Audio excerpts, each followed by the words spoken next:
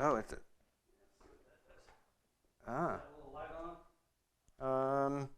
not really. Not that it looks like it. Okay, you're good. I got It is? Okay. All right, good. So the middle position is neither on nor off? Right. Okay. New equipment. All right. Let's get this going.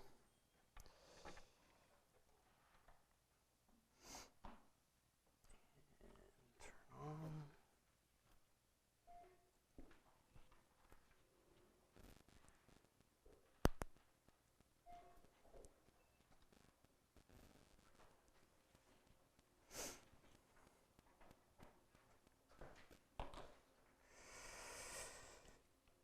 Maybe we'll try this.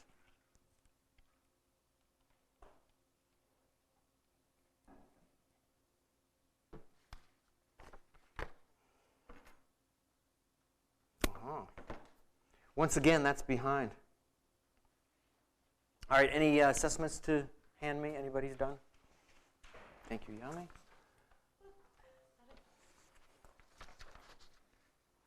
And you go by Charlie? Yeah. Okay. All right.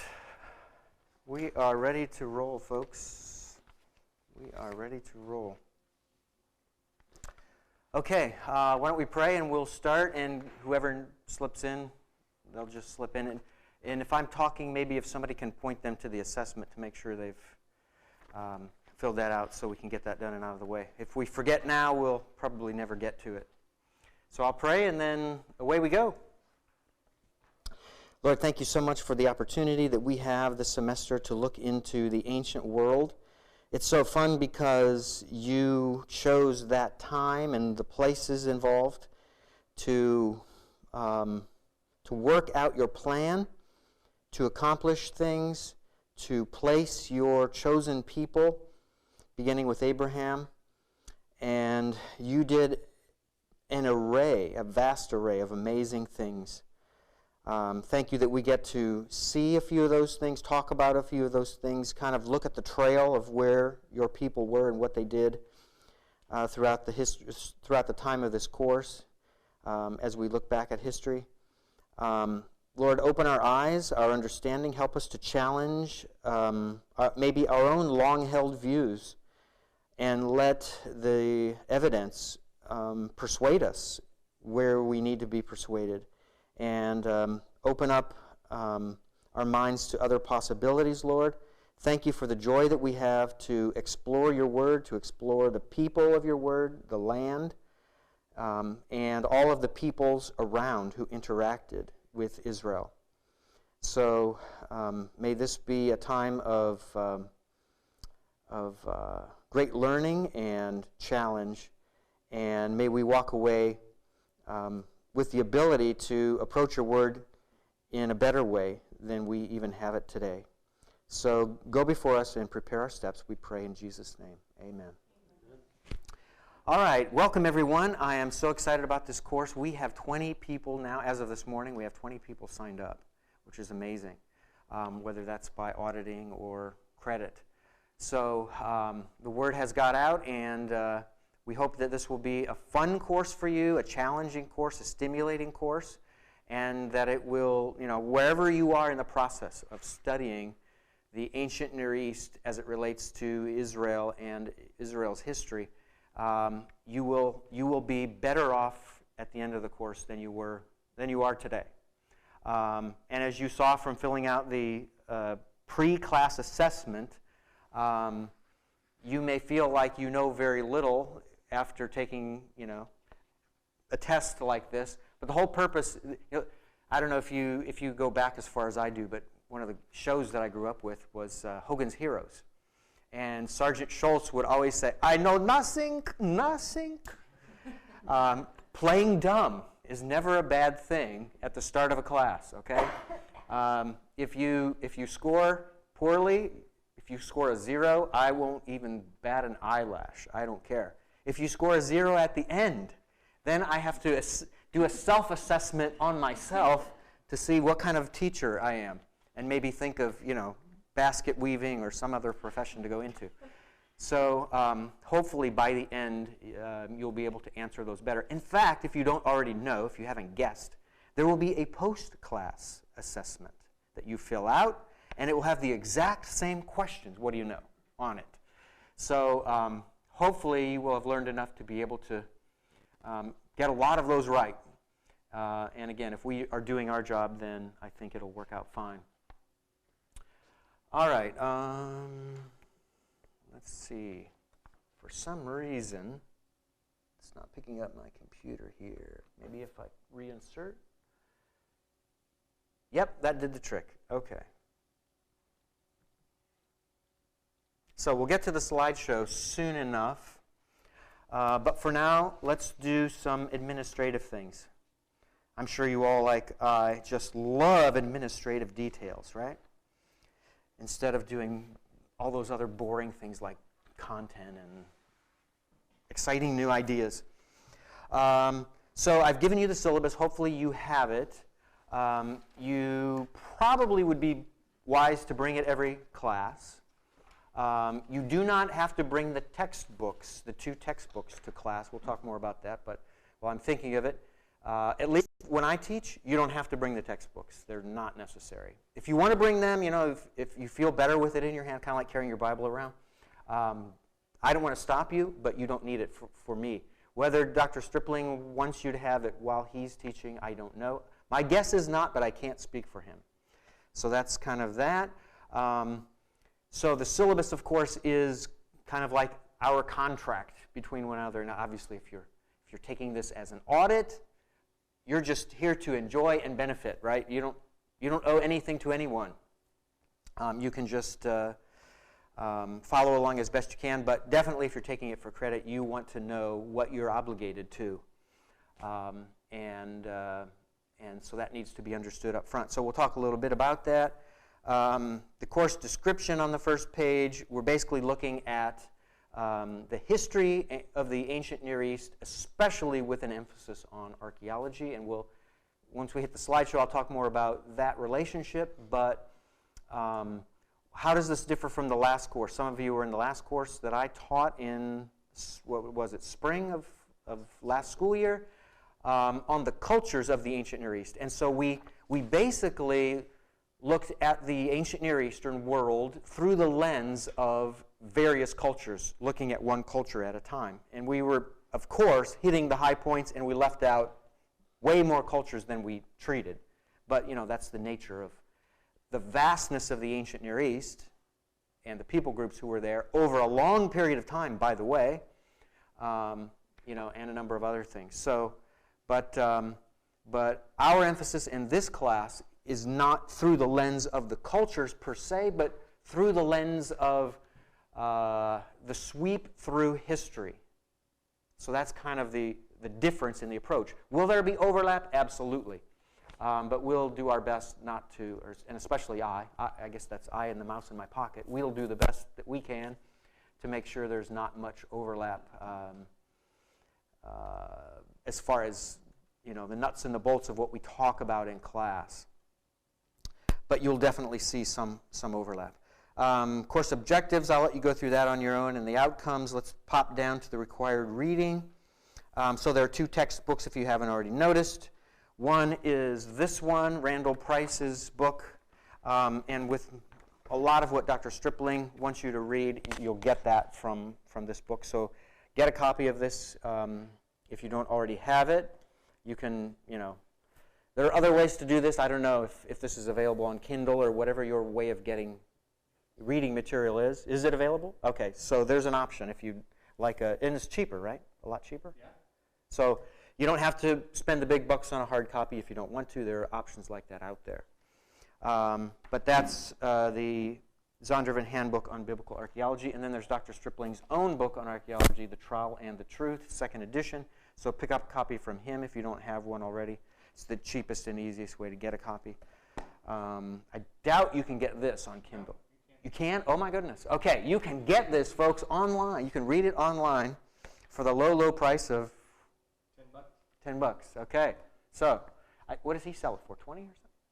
Something like 20? Okay, for half the price. But cut that from, edit that out, Brad, from the record so we don't disturb Dr. Stripling before he comes in here and starts his part of the class. All right, so those are the two required textbooks, and those of you who've had me before, you know I love PDFs, and I love a diversity of reading, and I love to expose you to a myriad of authors who have different strengths and weaknesses for you to read, critically read, and be challenged and stimulated, and of course things that you say, that's not quite so true, and that brings up the important point. Just because I've given you something to read doesn't mean I agree with every word that's in it, okay? Are we kosher on that? There's a lot of things you can probably be angry at me about, I'm sure, but don't let this be one of them. For my PhD program, I rarely read. Now, of course, it wasn't at a seminary, it was at the University of Toronto, but I rarely read something from a Christian. That's just the way it was.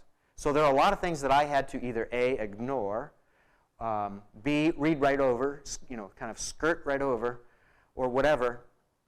But I never became angry. I never, threw my book down. I never had any book burning, secular book burning moments or anything like that. I just read critically, and where I don't agree, I don't agree. And I don't have any hard feelings toward the author, even if it's an unbeliever. No hard feelings at all. I expect that. Whether you have thought about this lately or not, unbelievers act out of unbelief. They are they're living in the wrath of God right now. They're enemies of God. The Bible calls them enemies of God.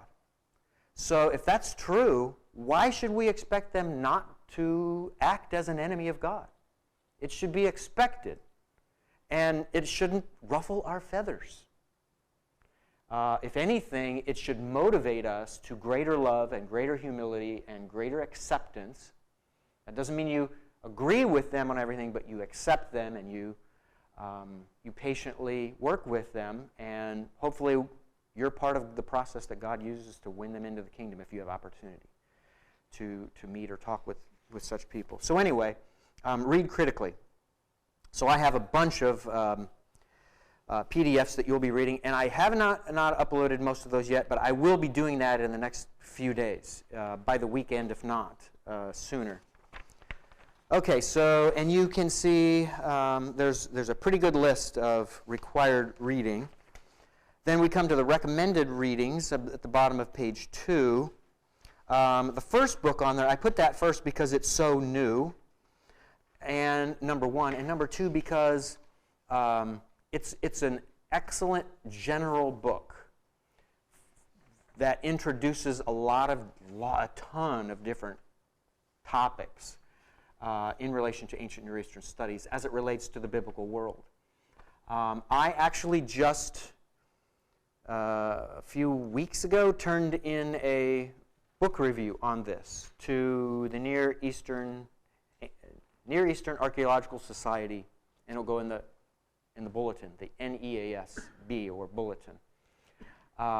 And once again, I don't agree with every word I read in there, but there's a lot of great material on a lot of different topics. And there are like, I forget how many chapters, there are like 65 or 70 chapters in this book. It's really pretty thick. A lot of pages, thin pages. Which book was that? That is the first one on recommended. It's called Behind the Scenes of the Old Testament. That's the main title, Behind the Scenes of the Old Testament. Subtitle, Cultural, Social, and Historical Context. That's Grand Rapids Baker 2018. So that's a book that if you, it may be expensive, and of course I got it for free because I reviewed it, which is kind of cool, but it's probably worth whatever you'd pay for it if you can afford it. But anyway, that's a really important new book that gives you lots of updated information on the ancient Near East, especially in archaeology and epigraphy as well, and some iconography and other subfields of history can be found in there. Second book, Andrew Steinman's book called From Abraham to Paul, A Biblical Chronology. That is the single, in my view, the single best book on biblical chronology that's out there. You need that book if you take chronology seriously, and I do. Because this is my field, I've got to know chronology. Chronology is the backbone for everything. If you screw up, no, that's not so good. We're on tape. If you mess up the chronology,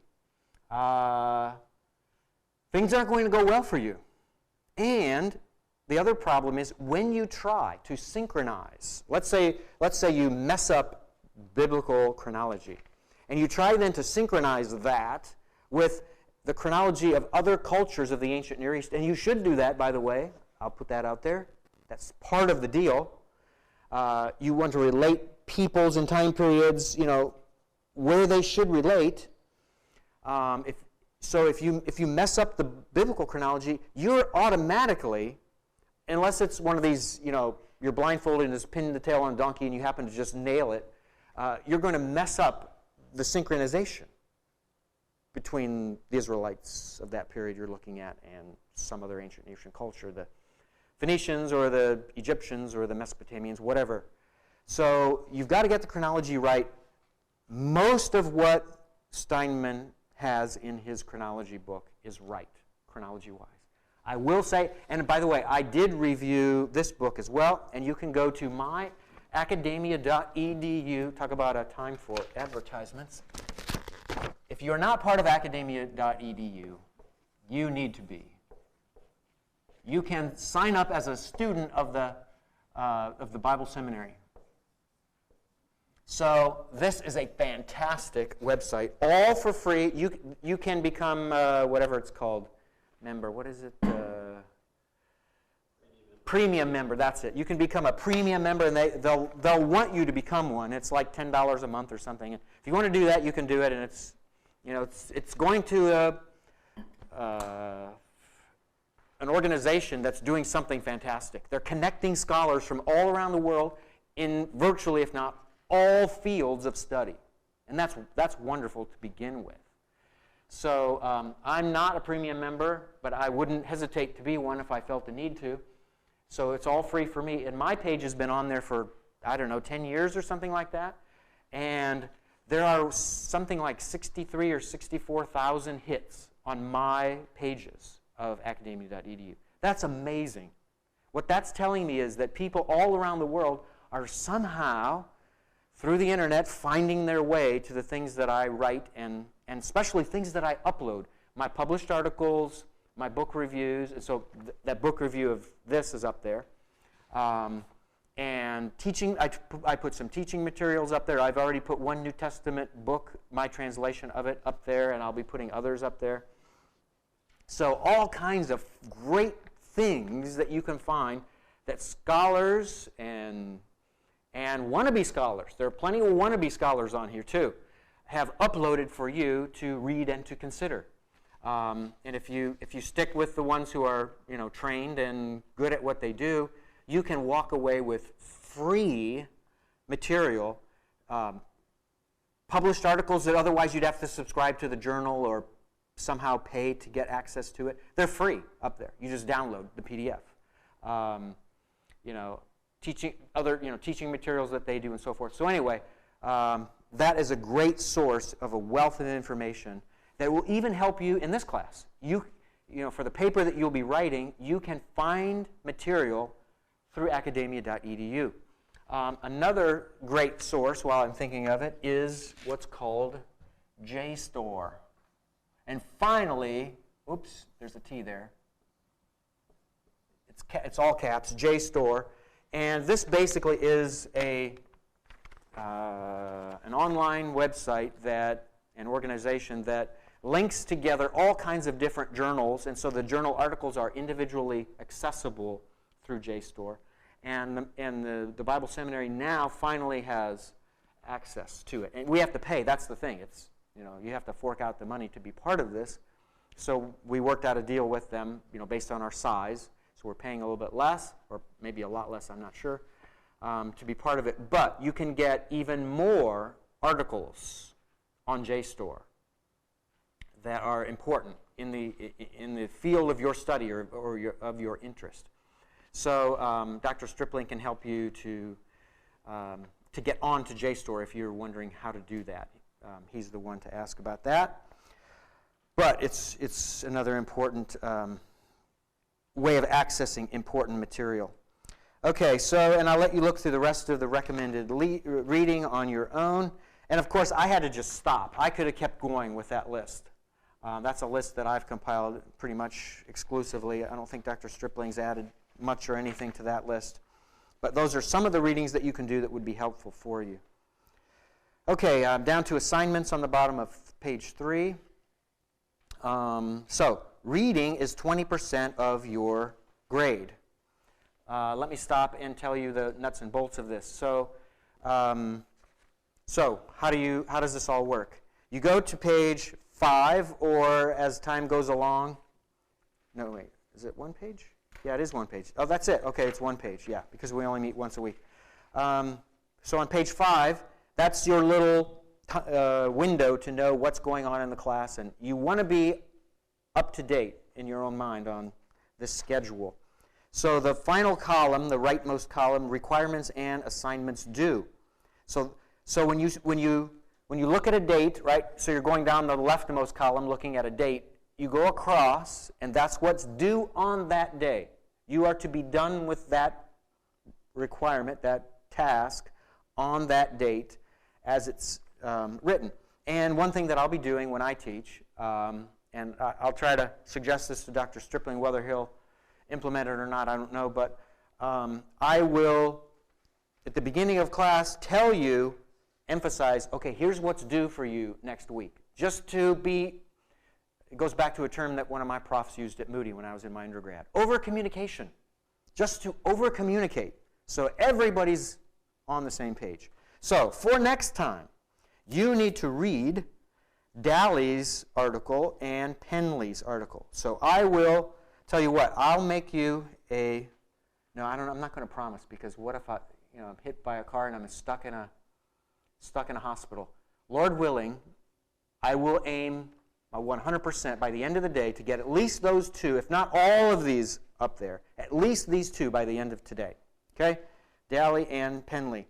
So, how do you know? Well, what's Daly 2008? What's Penley 2007? You go back to page, page 1 in this case, and go down to Roman numeral 4, the required texts and materials. Number 4, there's Stephanie Daly, Babylon as a name for other cities, including Nineveh. What do you know? And what's the year? 2008. So that fits, doesn't it? So that's the one you read. And that will be theoretically uploaded by the end of the day. And then Penley is right below it. So we should be good on that. So that's what you need to accomplish for next time. So how do you report your reading? And this, of course, is especially important if you're taking this for credit. If you're auditing, you don't have to report. That's the long and short of it. You can have us report your reading so that you can kind of discipline yourself like anyone else taking it for credit, and I'll work with you on that. You can take exams as an auditor, and I'll grade your exam.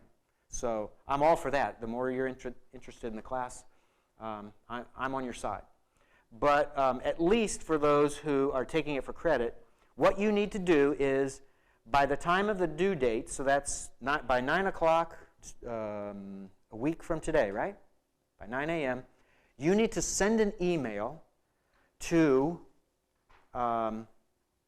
Carousel, and her email address, of course, is here somewhere, right?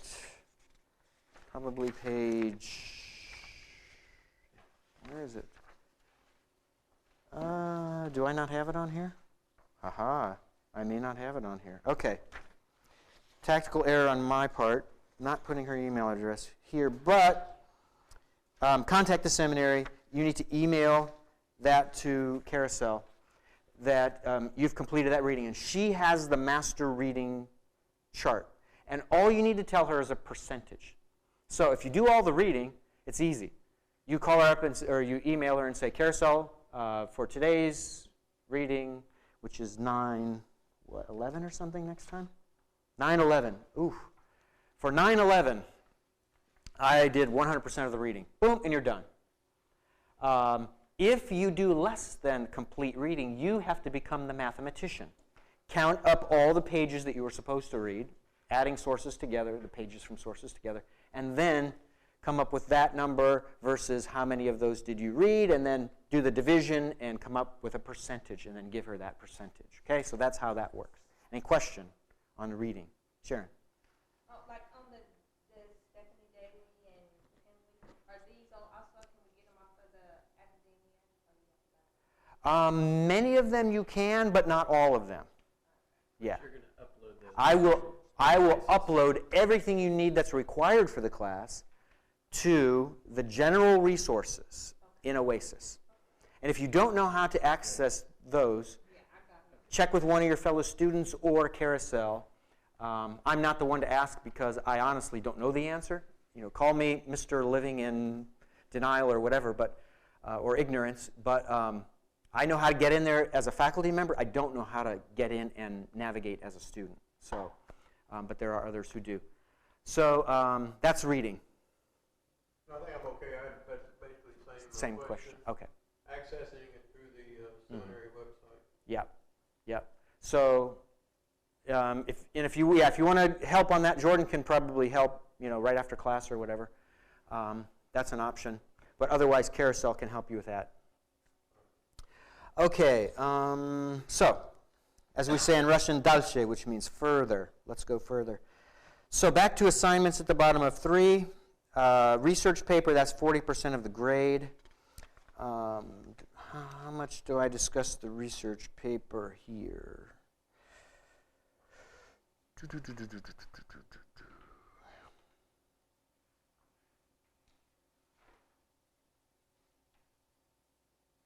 exams, all assigned reading. Okay, here it is.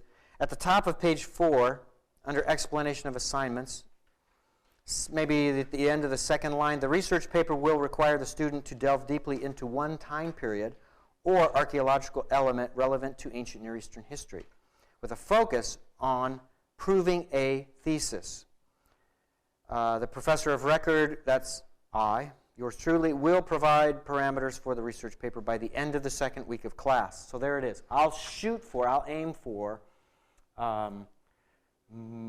Thursday of next week, but if I miss it, by the end of Friday next week, I will have those parameters for you for the research paper, okay? So that's the research paper, and so I will upload to Oasis the requirements for the paper. And again, if you're auditing class, you don't have to do one. If you do one, my arm is around your shoulder, I promise, and I will grade it, or Dr. Stripling will, one of us. But for those in credit, you'll have to make sure you download that and follow the instructions and go to town. All right, so that's the research paper. That's 40%, and I specifically, and of course I got Dr. Stripling's approval for the suggested percentages, but I specifically put a lot of weight on the research paper. 40% is more than you'll get from most classes for a research paper. You can show me a syllabus that shows different, but when I was a student, it was almost never that high. The reason I put it that high is because the research paper is where you do your own original work. And there's nothing more rewarding than doing your own work, researching, learning on your own, being challenged. And as what I read a minute ago, the emphasis is that you have a thesis. And of course, a thesis is what? In simple terms. Something you're trying to prove. That's it. Something you're trying to prove. So, and I always go back to my illustration of when I was younger father. My son did a project for school on volcanoes. This is while we were living in Russia. He did a project on volcanoes, and he had to write some stuff up in Russian, of course. And so it was all just information on volcanoes. Here's what volcanoes are. Here's how they work. Here's how they don't work. Here's what happens when it's dormant. Here's what potential you have for what's the word? Not explosion. Re-eruption, right. So it's all information in that kind of project for whatever grade it was, 5th grade or something. But here, this is graduate level. You're not just giving information like on a volcano. What does it do? How does it work? You want to prove something to your reader. So whatever it is that you can think of, and of course the sky is kind of the limit. The ancient Near East is a big place, and there's a lot of time periods. You have a lot of leeway here to come up with one thing to prove. You can come up with 1,000 if you work hard enough, but all you need is one, and then you go about the task of researching it, finding good sources, interacting with them, building a case. You may need to build a case for 2 positions or more, and then kind of pros and cons of each, and then weigh it out and show where the preponderance of evidence leads. If you do that, and it's a very simple task, but it's time-consuming and it takes work. If you do that, you can be effective and you can prove your thesis. You don't have to prove a thesis that's, the most controversial topic in ancient Near Eastern studies. In fact, you're smarter to stay away from that for a simple research paper for a graduate class. Save that for people who are crazy enough to write books that challenge the status quo. But you do want to prove something. That's the bottom line. Okay? So that's the research paper. Then 2 exams, 40%, so that's 20% each. And for my part, and I'll talk to Dr. Stripling more about this soon, for my part, what I will do is I will give you running study questions. So for my part of the exam, in the midterm and the final, which are not going to be cumulative, by the way, for my part of each exam, you will answer those questions, one or more, however many I choose. You will answer, some percentage of the study questions I give you. So there will be no surprises when you take my part of the exam. That means if you decide you're not going to really study too well, you're not going to do well. But since you'll have the questions, you can work like a maniac to come up with a good answer. You put down a good answer on the exam, and it's going to go well for you. That's pretty much how it goes. So I don't believe in surprising you. I don't believe in making you, responsible for footnotes in books that for me to do well in teaching you and having you show what you've learned, I don't believe the job is to expect you to master every little detail of the class. That's not realistic. And that's not that important, that you learn every fact. I mean, I've had professors in my seminary days who literally would take questions from the footnotes, who would make questions out of material in the footnotes, in very complex books, like Bruce Metzger's The Text of the New Testament, right? Or no, The Textual Criticism of the New Testament. In that book, which is so deep in details, he's pulling questions out of the footnotes for us on the exam. Now, that will definitely show how stupid I am, because I'm not memorizing that kind of material, right, to prepare for the exam. So I'm not going to score as well on the exam as somebody who's going through all the footnotes. But I don't think that's the way to teach. I think the way to teach is to focus on the most important things and expect that those things are going to be important. If they're important to me, they should be important to you. But not every detail is that critical.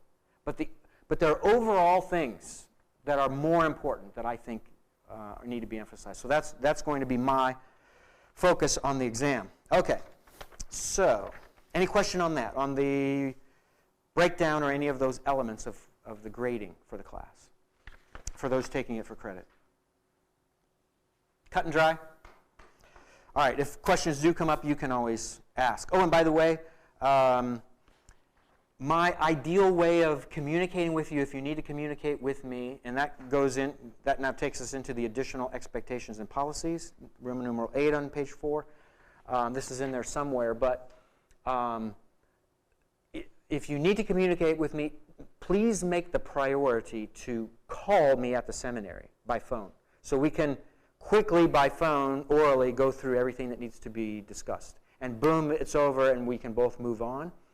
Because I have 4 graduate courses I'm teaching, and if I'm constantly writing emails to all the students, then it's really going to take away from the real hard work I need to do of making slideshows and preparing quizzes and exams and you name it. And I'm teaching 2 language courses, which are very time intensive. So try, if humanly possible, to reach me by phone as a priority. So the seminary number is in here. And that brings up another point, and I think this comes up later. Is it interaction? Under interaction? No. Somewhere in here, I assume I wrote this, and if I didn't, then I'll just tell you. The way we need to do this is you need to have a class buddy. You need to introduce yourself to someone or somebody you know here who's in the class, and work together so that if there are questions that come up, and again, this is especially for those of you taking it for credit, if there are questions that come up that one of you has, you go to the other first, and usually a fellow seminary student is going to know the answer, usually. And that way you won't have to consult me. And you're relying on each other first as kind of a first line of defense, and then you come to me as you need. Okay, so attendance policy, you'll want to look at that.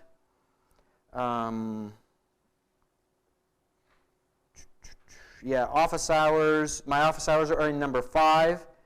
And as I have in bold there, please avoid unscheduled visits right before class. So the best time to talk to me is right after class or during my office hours, or I'll still be at the seminary more than just my office hours.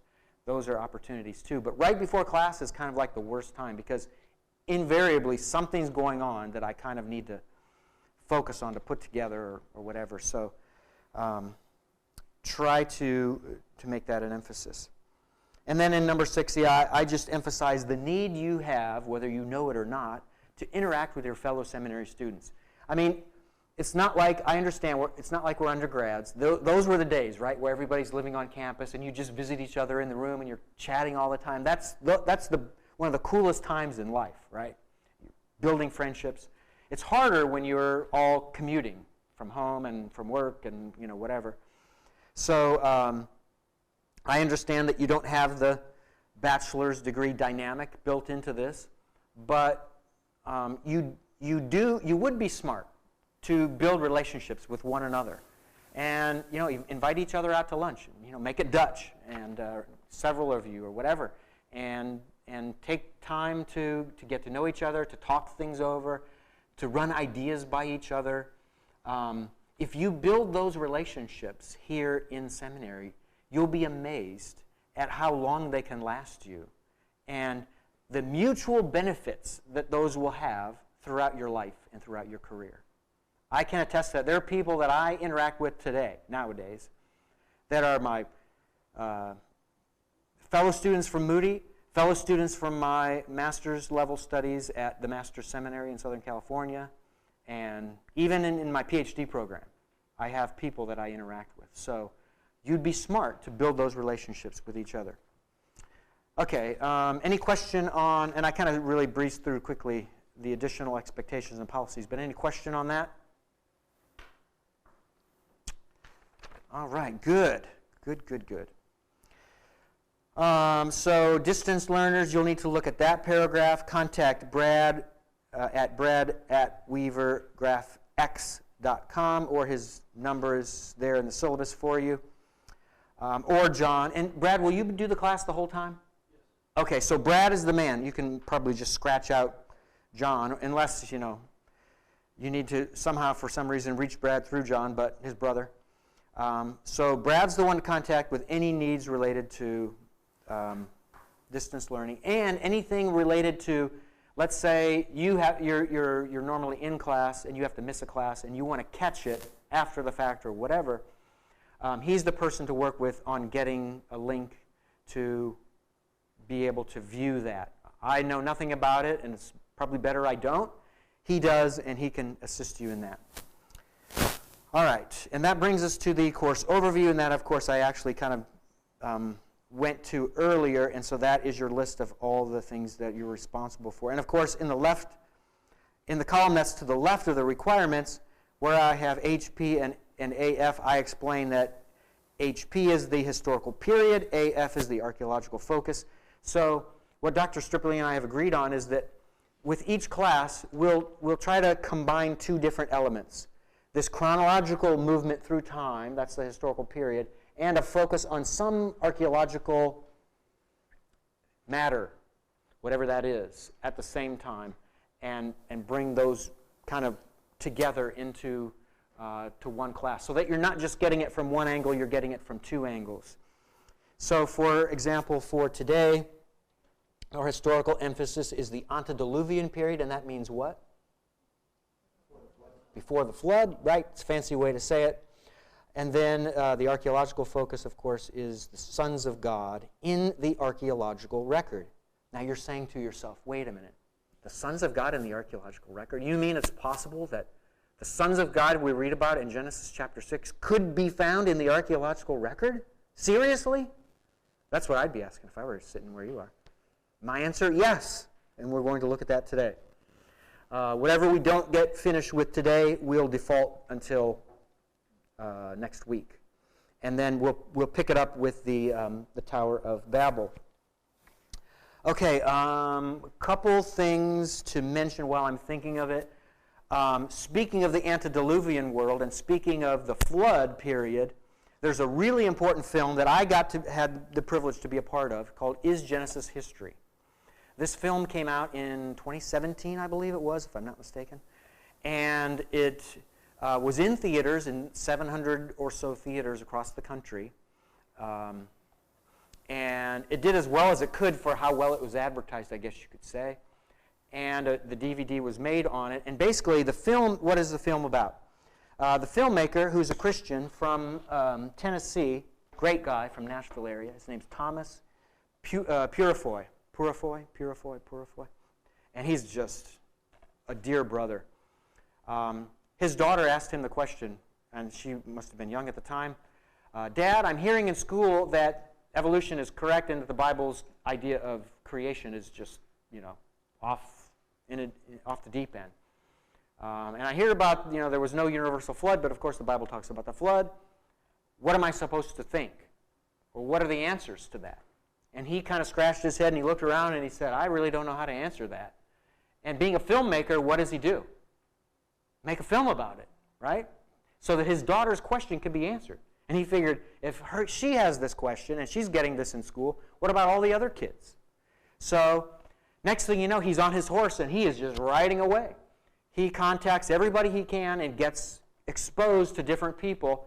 So he gets in contact with, and everybody ends up being a PhD that's in the film. He interviews people, geologists, biologists, so that's a microbiologist, also a marine biologist, and probably more on that scale, an astronomer, paleontologist, et cetera, and I'm the one archaeologist that he interviews in the film. And my contribution is the Tower of Babel, and we'll go through that next week. So a short part on that is in this film, as well as all these other PhDs in their fields. And I love watching this. I've seen this like 10 or 11, 12, somewhere in their times myself. I love it that much. And I learn more every time I watch it. Because these are experts in their fields. And, my field's it's limited. And their fields are in areas that I have, virtually no understanding in. So I've learned and grown a great deal from this. So if you're interested in this DVD, I sell these for $10. I don't think you can get it cheaper anywhere. You can let me know. You can buy that today or next week. I'll bring them next week. And be glad to get you a copy. And if you're watching through the distance learning program and you'd like a copy, we can send it from the seminary. So you just ask me or ask Carousel. Probably ask Carousel, and then she'll work it out with me, and I'll give it to her, and she'll send it to you wherever you're at. So I believe in that film, and I believe in what's behind it, and I believe there are answers, and of course the film, more than anything in particular, there are a lot of things that it talks about, but the flood is what is the one most recurring theme in there. And I think there are answers that show that the flood can work together well with a young earth view, as crazy as that may sound to you. I don't think it'll sound as crazy, though, after we go through some of the things that we're going to talk about this morning. It seems like it's night with the lighting being so dark in here. Okay, so that's kind of the syllabus. Any final questions on the syllabus before we launch?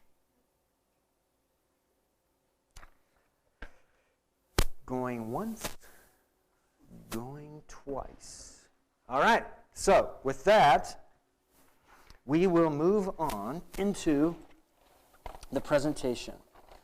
And before I get started, I do want to become mobile, so I'm going to add this little device so I can have a remote. I don't know if I should have done that while the show is on, but we'll try. Yep, okay. So, introductory matters to the class. I see archaeology, and by the way, I will be giving you these slideshows. I will be uploading them to Oasis. Whether you're an auditor or a person for credit, everybody else is on the same page. You can get these, you can download them. I encourage you to get them and download them. So don't feel like you have to write everything you see. Write anything you want. I'm not discouraging you, but don't feel as though you're not going to get this in any other form. You will. You'll get the same PowerPoint I'm showing. Okay, so as I see this world of the ancient Near East and the approach to trying to understand it, to comprehend it, to get things right, to see how things fit together, to understand important characters of the ancient world, ancient peoples, etc., I see it as there's this overarching, something like an umbrella, and that's history. So the goal is always to use all of the subfields under this to give us that correct picture of history. So at the end of the day, what am I? Right? What am I in my profession? I'm a lot of things, but with this part of what I teach, and I teach other areas of biblical studies like the language and so forth, and that's all different, but in this area, at the end of the day, I'm a historian. That's what I am. And I want that to be the case. I choose to be a historian first. Why? It's not just silly or academic to me. This is important. It's because the danger is that in any one of these areas, if you specialize in any one of these areas that's underneath that umbrella, you can kind of get lost in your own little world. You can get lost in the facts of archaeology. I can show you book after book after book that of excavation reports or whatever that just deal with only physical facts, physical data, right, that's been compiled because of the dig or whatever. Now, I'm not saying that's bad. That's good. It's good to have all that data. But if you don't synthesize all of that data, if you don't use it to piece together, so all of that data acts as parts, puzzle pieces that are part of the greater puzzle. So you're trying to fit those puzzle pieces together so you can have the entire puzzle as a composite drawing or picture, right? That's the goal. When you have all those pieces in a puzzle and you take them all out, you want to put it together so you see the entire picture. Well, if you only look at one or two of these areas down here or focus on them and don't get your head out of that area or those couple areas, you're going to miss the greater sweep or swath of history. So know the importance of this. And I saw this at work in my PhD studies at the University of Toronto. There were archaeologists over here.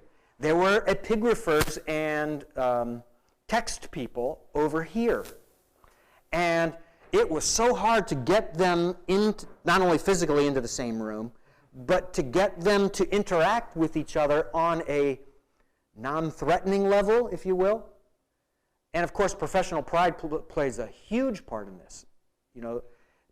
There's so much pride going on that you don't want to let anyone think that there's somebody out there who knows things that you don't. Or you may have the view, if you're an archaeologist, and I know this to be true of at least several archaeologists, they're convinced that textual data is absolutely unimportant. Why? Because it's just bias. It's just an ancient person expressing ideology, expressing politics, expressing propaganda, expressing legend, right? Dreaming up stories. So we can't trust any of it. All we can trust is what we dig out of the ground. That's the tools they used and the pottery they used and all of these artifacts. That's it. nothing else. I literally was stunned to find this out, that there are archaeologists out there, many of them with advanced degrees in professorial positions in universities around the world. It's true. That is a problem, folks. Don't be so haughty in your own subfield that you dismiss all the other ones. And on the reciprocal, on the other side of the coin, whatever your emphasis is, for me, more than anything, it's epigraphy. That's my one biggest emphasis. But I've learned to not only love all of these other ones, but to invest in them. In fact, I made it a point to make the major of my PhD program something that's not epigraphy. Why? Because I'll always be inclined to this. I wanted to shore up a weakness. So you know what I made it in? Archaeology. On purpose.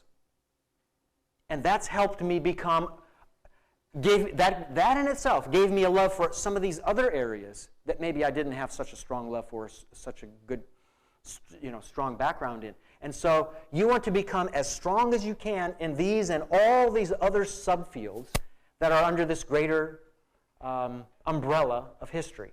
So as you take data from all of these and put it all together, it then gives you the opportunity to get a grasp of history, of the history of what's going on there. Piecing it all together. That's when you can make the greatest contribution in the field.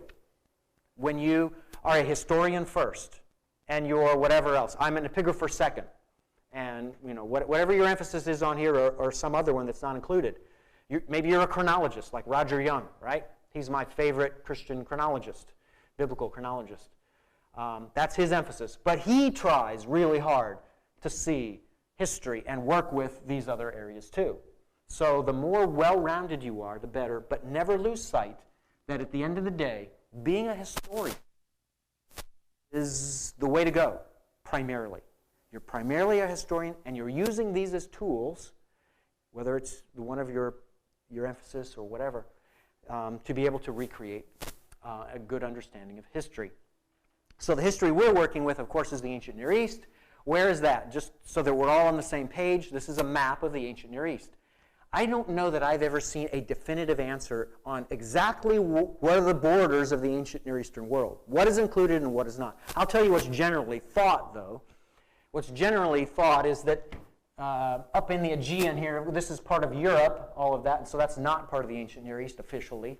It's commonly held, but what we know of from the Bible is Asia Minor, or in the Old Testament world as Anatolia, today Turkey. That's part of the ancient Near East. Then this area that we know of as what? The Fertile Crescent, exactly, which is written there. I guess it's easy to peg, but it's in green for that purpose so that you can see that this is what we know of as the Fertile Crescent. Now, having said that, the term is a little bit misleading. In antiquity, especially, well, below the dry farming line. The dry farming line goes around like this, pretty much. But anything below the dry farming line, you can't sustain life there with rainfall. If you're, let's say you want to farm or whatever, and you just want to live a normal life, below that line in antiquity, you can't survive just on rainfall. So included in that area is all of Mesopotamia, between the two rivers. So all of that area, it's uninhabitable unless you improve your water source other than rain. And of course, the way to do that is what? Irrigation. That's the way they use, irrigation. So they use the Euphrates and the Tigris to channel water into their areas so that they can exploit the water source, the ongoing water source, and live and sustain a life. And of course, many of them live along the Euphrates or Tigris River. So there were smaller villages and communities all along those rivers in antiquity.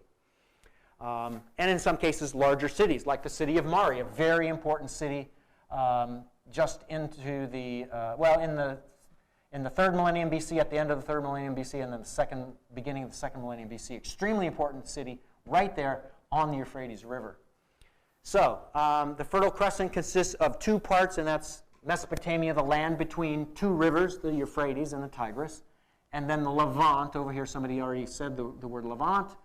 So the Levant is ancient, you know best, Israel, which you can call Canaan, or you can call Palestine, whatever word you prefer, use it. So that's the southern Levant here. And then there's the northern Levant here, which consists of Phoenicia on the coast, and then ancient Syria in here, which actually bleeds into the Mesopotamia beyond the Euphrates Valley. So that's an important part of the ancient Near East. Technically, I'm guessing the Eastern Desert, and the Bible calls it the Arabian Desert, is part of it, but it doesn't really show up too much. That's, and so the Mesopotamia is all part of the ancient Near East, and then to some extent in here, we would consider it part of the ancient Near East. Media, so the Medo-Persians, Media and Persia, that's this area, and you have the Elamites in here as well, so they're to the east. So all of this area is part of the ancient Near East. Again, where the borders are, it's difficult to say, but of course we would include Egypt in this, and Egypt itself is here as part of Africa, and they control, in the ancient world, during most times of their history, or many times at least of their history, they control the Sinai Peninsula, or the Sinai.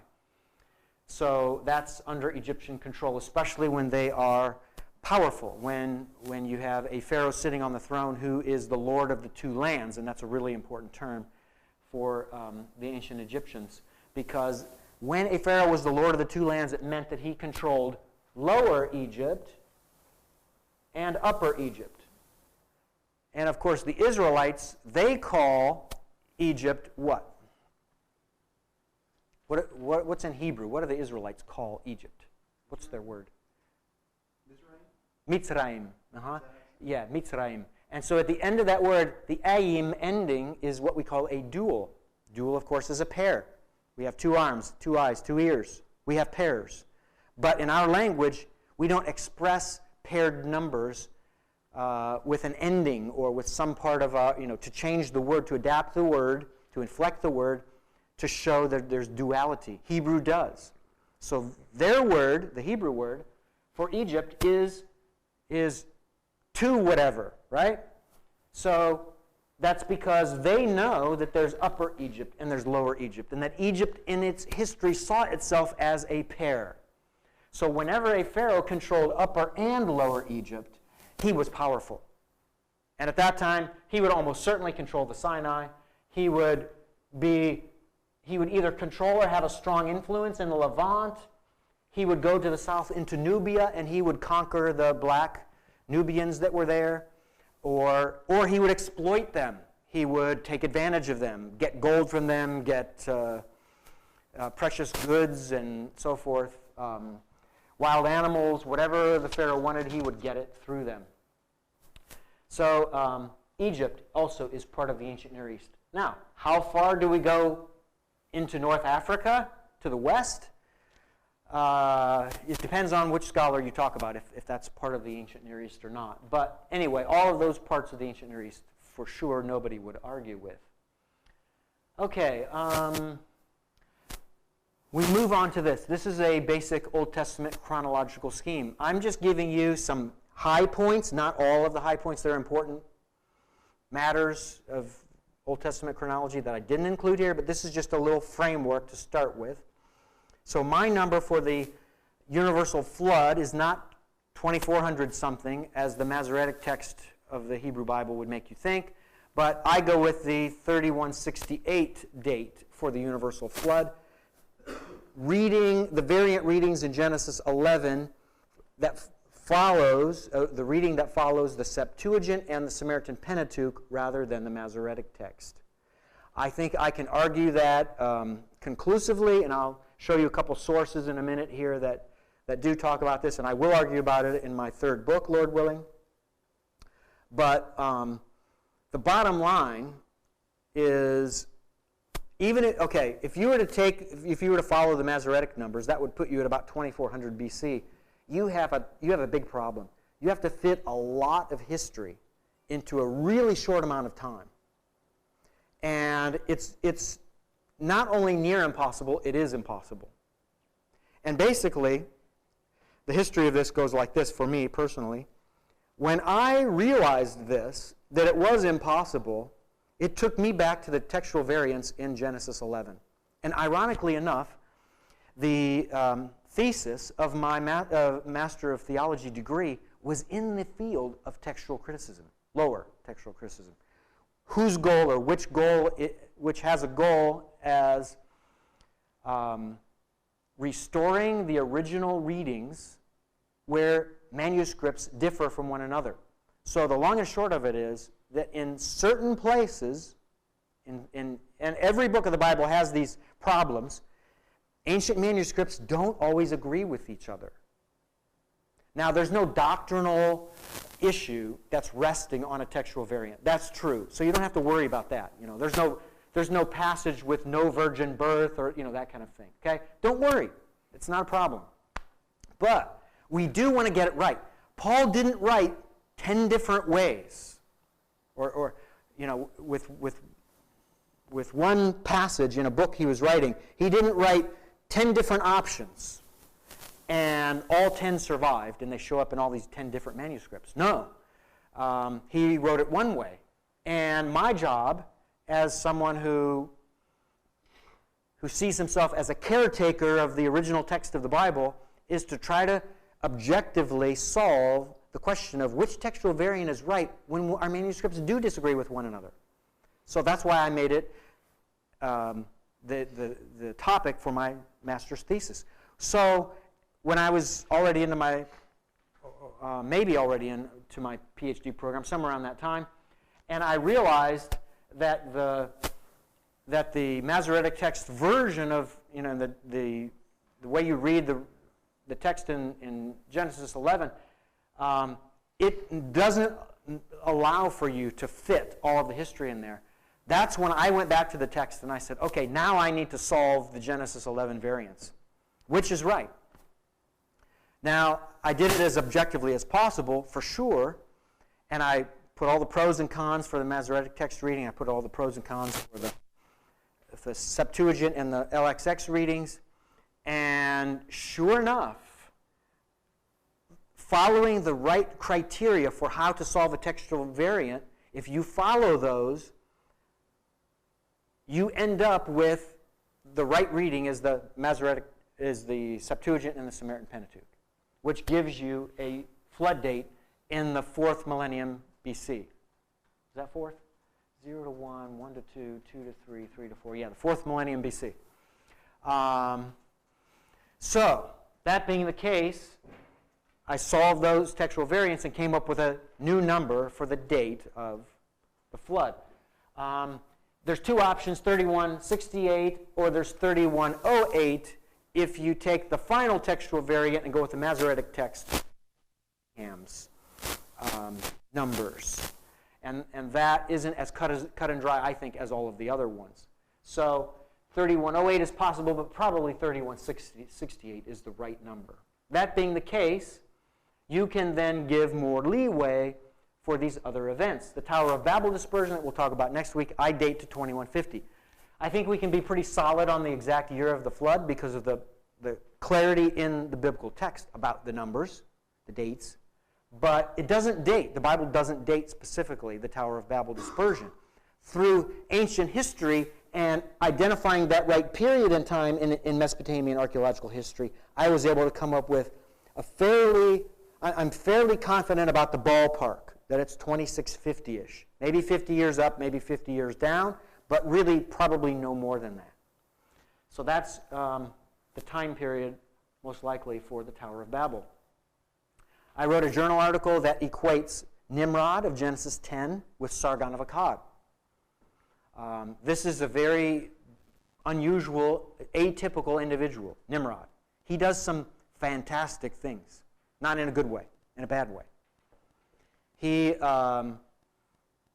Other people and cultures in the ancient Near East, they use Nimrod as kind of a talking point and as a measuring stick.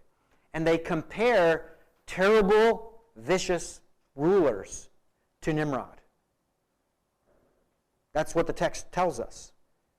They say, oh yeah, this guy's just like Nimrod. In fact, maybe today we would say, and you want to be careful, of course, nowadays how you would use this, but you would say, well, Idi Amin or some other terrible ruler, yeah, he's like a modern Hitler or whatever, right? That's the idea, that you're comparing it to a horrific person of the past to show how bad this person in the present is. So Nimrod is that guy, and I equate him with Sargon of Akkad. So that gives us a date of about 2320 for this historical figure in the Akkadian dynasty. So we can now start plotting all of this in. Then the birth of Abraham in about 2166. 1876 is when Jacob moves his family from Canaan to Egypt, and we begin starting the clock of the 430 years that the Israelites are in Egypt. So 1876, 1446 is the Israelite exodus from Egypt. That's 430 years later. And then 40 years later, they cross into Canaan, and that's the conquest that begins in 1406 and it ends in about 1400. I published an article in Jets on Hatzor, one of the 3 cities destroyed by fire under Joshua's leadership during the conquest.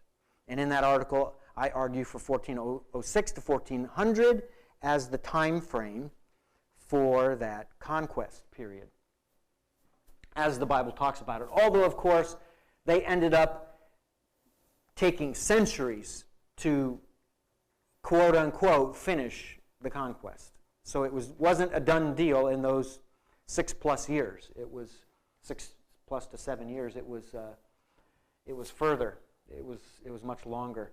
Okay, so that's the conquest, 1406. 976 is the construction of the first temple. And this, of course, goes back to 1 Kings 6:1, which is our foundational verse for the chronology of the Old Testament.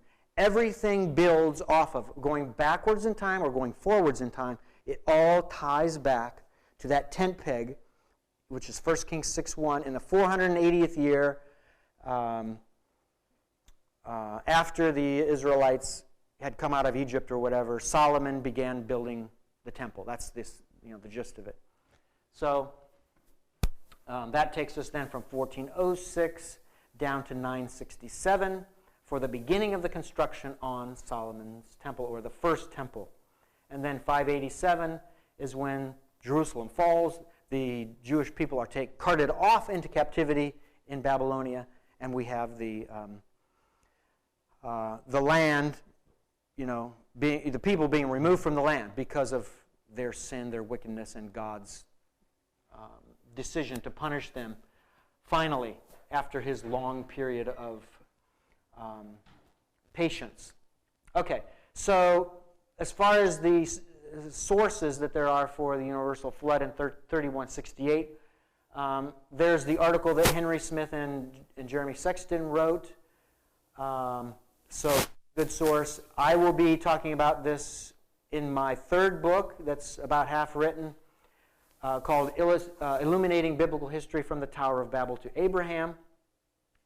And then Roger Young's article on Ussher. I don't know if you're familiar with Bishop Ussher or not, but he basically set up the chronological system that's connected to the Masoretic text, and this idea of 2400-something BC being the right year for the flood. So there's all kinds of problems with Ussher's chronology, and Roger Young exploits those. He just goes into great detail to show those weaknesses and show why we can't rely on it. It's not a good option. Okay, so, and then I've got this slide in here for you. This just gives you a quick overview of Israelite history.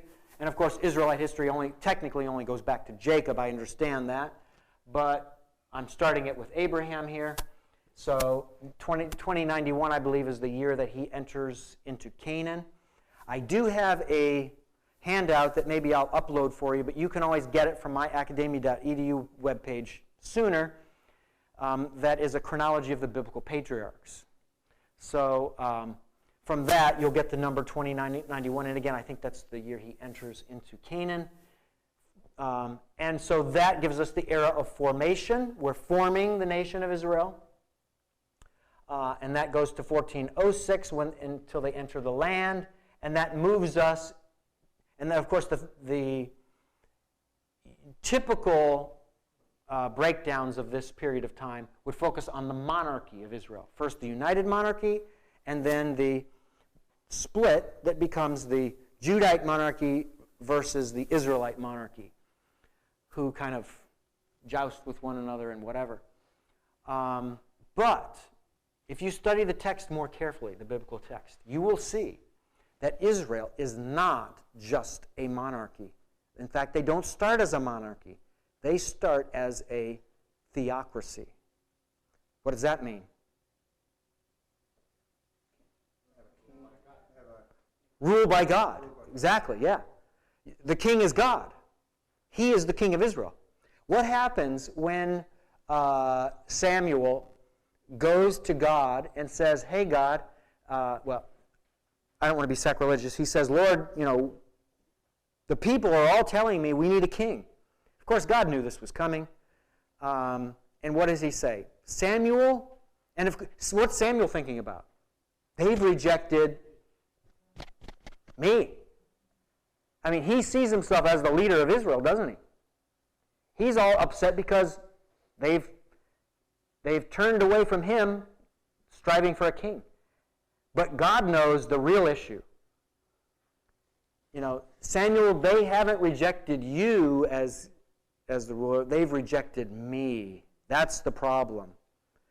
God was already sitting on the throne in the whole history of Israel as their king, as the king of the nation. So they rejected him as king, and what did he do? Did he abdicate the throne at that moment when there was a transition and he said, okay, Samuel, let's give them what they're asking. Let's give them a monarchy. I'm stepping off the throne. Did God ever say that? No. He never abdicated the throne. All he did is let the people do stupid things that people tend to do. Putting up a human king. They didn't need a king. And God even, in Moses' day, right? It's in the Pentateuch. God told Moses, write down what's going to happen when you get a king. He's going to take your money from you. He's going to take your sons from you, and they'll be the warriors. They'll be dying in war.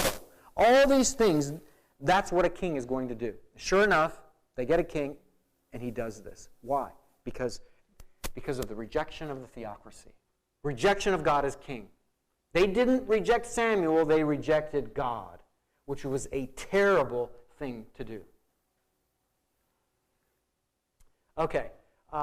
Then you can call the era of the monarchy from Saul to Jeremiah's day.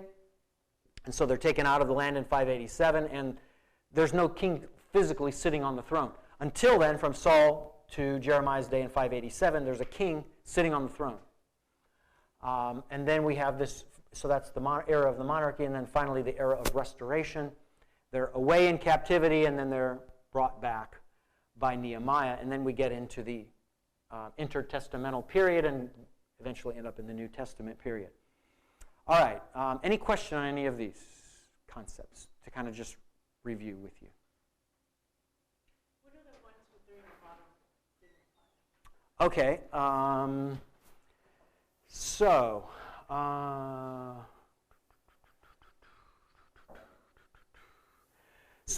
the three entities that during the era of formation that were focused on in the Bible more than anything else were people, law, and land. And so the law actually comes near the end here. The land, of course, Abraham is brought right into the land from the beginning. So they're in the covenant land in the beginning. But they weren't strong enough to survive in the land on their own and build themselves or let God build them into a nation. So he took the people and he moved them out, from the land of Israel out into Egypt. And there, it's like my old professor from Moody used to say, this was God's incubator for the nation. They needed, they were like a premature birthed baby that needs more than just the average baby that comes out of the birth canal 9 months later. They need to be protected. So God protected them in Egypt, and He built them into a nation there, and then moved them out. So, these are the three areas of focus more than anything else. In the theocracy, it was priests and judges. So the priests continued. From 1446, we have priests who are participating in rituals and activities that put them in right relationship with God. Right? That's their role. And the judges, of course, once they get into the land, that's the leadership that we see in Israel. That's the form of leadership. Just judges. And then, of course, we have the united, divided, and single monarchy. So Samuel, Ishbaal, David, and Saul, Ishbaal, David, and Solomon, and Rehoboam at the beginning of his reign, those are the kings in the united monarchy. And then, of course, we have the split, the north and the south, and then the northern kingdom, the kingdom of Israel, is taken off into captivity in 723 is when all of that begins. And then the kingdom of Judah survives until 587. And then in this era, we have a restoration of the temple. We have the city of Jerusalem being rebuilt, right? And we have the walls around the city to protect it from invasion. So those are the elements of focus, physically speaking, in the land once they return in the area of restoration. Any other question?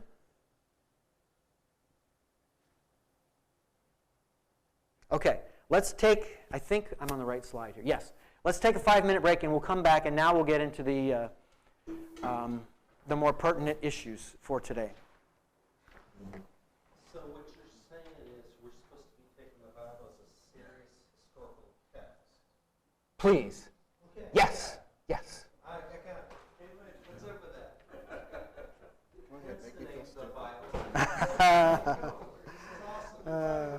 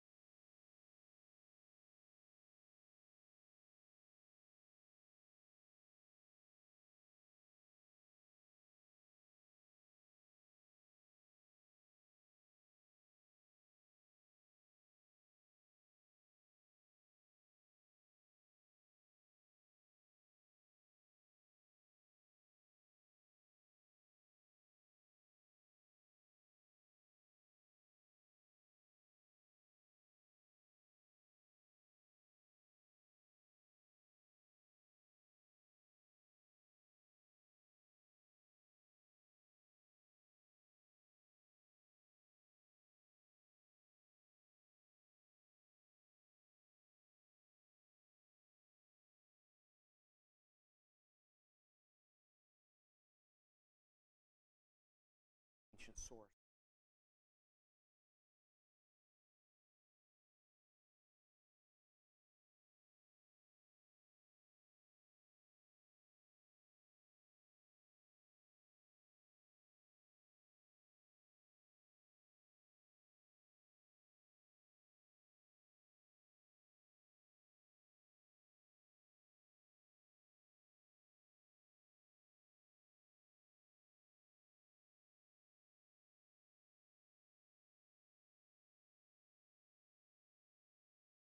Takes a lot of liberties.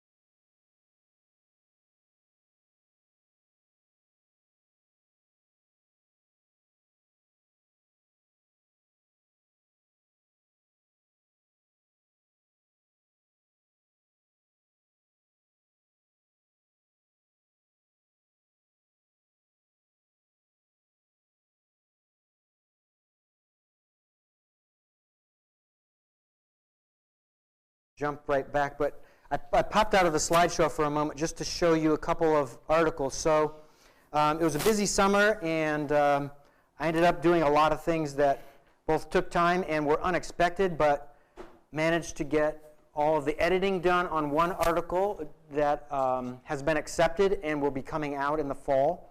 And that's this one. It's called Determining the Precise Length of the Israelite Sojourn in Egypt. And basically what I'm going to do is I'm going to have you read this one, and it will be due.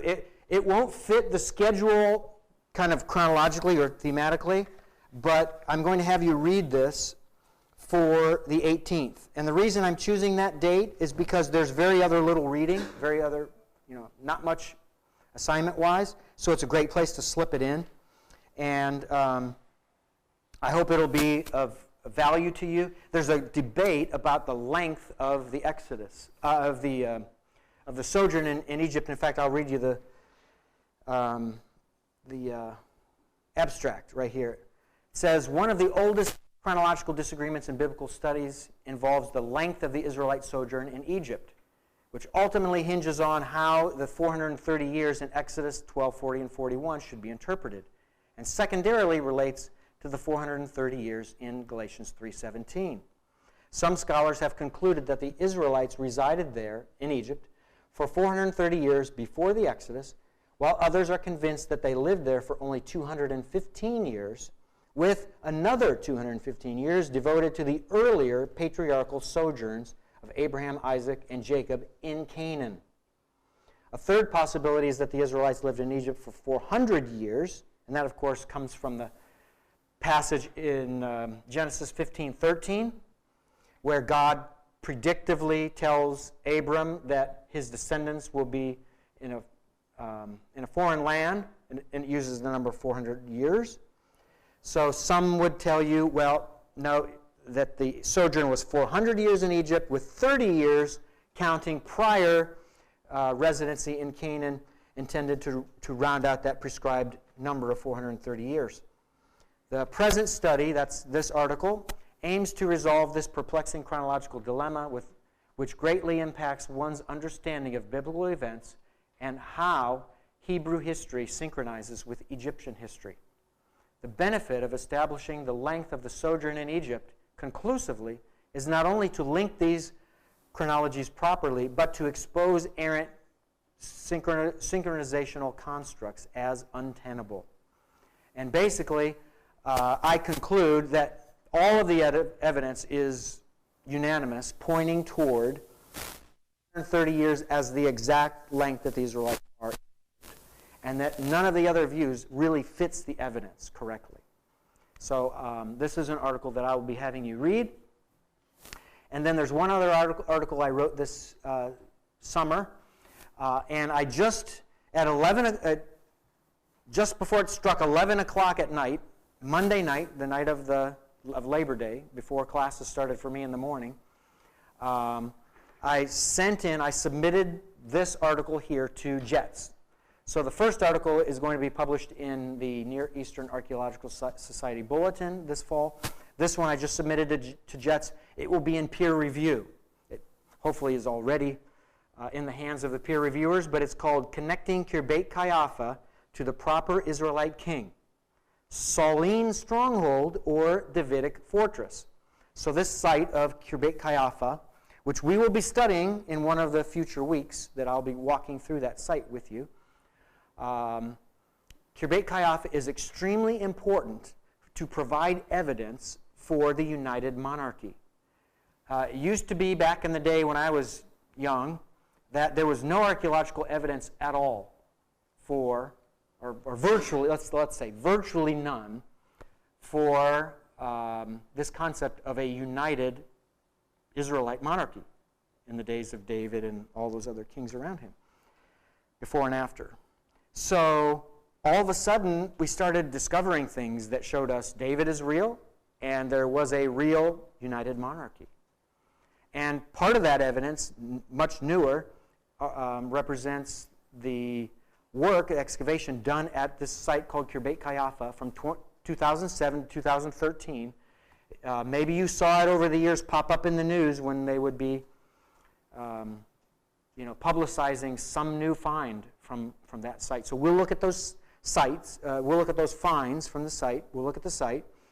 And I will try to persuade you, and I'll tell you right now the answer of what I'll try to persuade you, is that it wasn't just a fortress under under Saul's rule or under David's rule.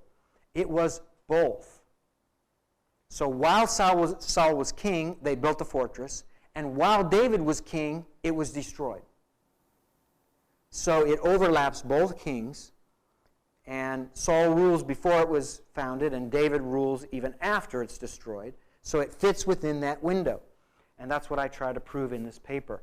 And this gives us much further, much stronger evidence that this concept of a united monarchy is real. We have monumental architecture and fortifications at a site that predates David's rule that shows us that there had to be an organized kingdom here in and around Judah. Had to be. So this becomes I think, a really important argument that we can have as a arrow in our quiver for apologetic purposes to support the historical narrative in the Hebrew Bible. Make sense? So hopefully this article will get accepted and you'll be able to see it once it's published. All right, so with that, I'll pop back into the slideshow. I think I can only advance by one screen at a time, so you may not want to look here while I move the cursor. Okay, we're already here. Okay, a chronological framework for ancient Near Eastern history. And we're in, again, antediluvian times. So, we start with radiocarbon dating. I want to address the issue. Remember I told you before, I'm a young Earth fan. I believe that the Earth was created roughly, roughly 7,000 years ago. I think that's somewhere around the number. So basically 3168 and go back the time from the flood to Abraham, and that would be your starting date. But that presents a problem because the common paradigm is that we can radiocarbon date material, organic material, so it was living material, and because of this dynamic of so there's carbon, we're carbon-based life forms, right? Because there's carbon in every organic being, and there's different types of carbon, and they all decay. One of them decays very slowly over time, and that's carbon-14. And with that scientific opportunity to measure how far back something died because of this, the amount of the carbon-14 that's decayed, we can trace back to know when that life form died, right? And if you do that, you will find that there are dinosaurs and whatever else that date into the hundreds of thousands of years ago, or BC. And that presents a problem if the Earth was created 7,000 years ago or so. True? So how do you resolve the problem? Well, let me help you in that resolution because I think there is an answer. So here's where we start. Virtually any organic material dated after approximately 1400 BC, and remember from that chart, what happens in around 1400 BC? Or in 1400 BC? Almost. The conquest ends in 1400, exactly, I would say. So that's the time period. Virtually any organic material dated after, after 1400 BC, by carbon-14 testing matches what we would call, and what TikTok calls, the archaeological dating scheme. For example, the Bible indicates that Hezekiah, who ruled, you check Roger Young's numbers, that he would give you this, and I agree with him, 716 to 687 BC, Hezekiah built a water shaft in anticipation of the Assyrian siege by Sennacherib in 701. So using biblical chronology, you would come up with a number 701 BC for when the Assyrians under Sennacherib invade Jerusalem, and Hezekiah is on the ropes, right? Trusting that God would somehow intervene to stop the Assyrians from destroying the capital city of the Jews. So that we know from biblical chronology. In the text for that is 2 Kings 20:20 for the narrative. What does archaeology have to say about the tunnel's dating? So is it possible to date the tunnel that was built, and the Bible describes it, right? This building of a tunnel to take water from the Gihon Spring, which is right, it's in the Kidron Valley, right? So it's outside the city wall, or right under the gate of the city wall. And so the enemy could come and they could dig down and they could get right into the water source. And they could theoretically stop water from getting to the Hebrews. True? So that's a problem. So Hezekiah had to plan for the invasion, for the siege that he anticipated would happen. So to plan for it, one of his measures was, we're going to build a tunnel through the limestone, cutting into the limestone, to take it all the way to a low part in the city where we can then collect that water and use it as an inside the city water source.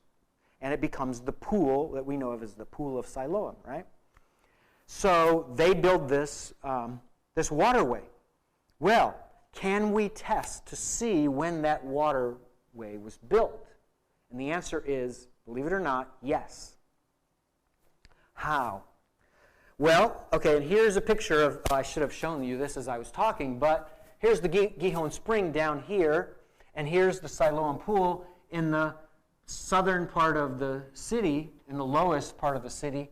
And so they needed to route the water through, underground, going all the way to this water source, to this new water reserve, so that the Assyrians wouldn't get the water and so that they would have their own water.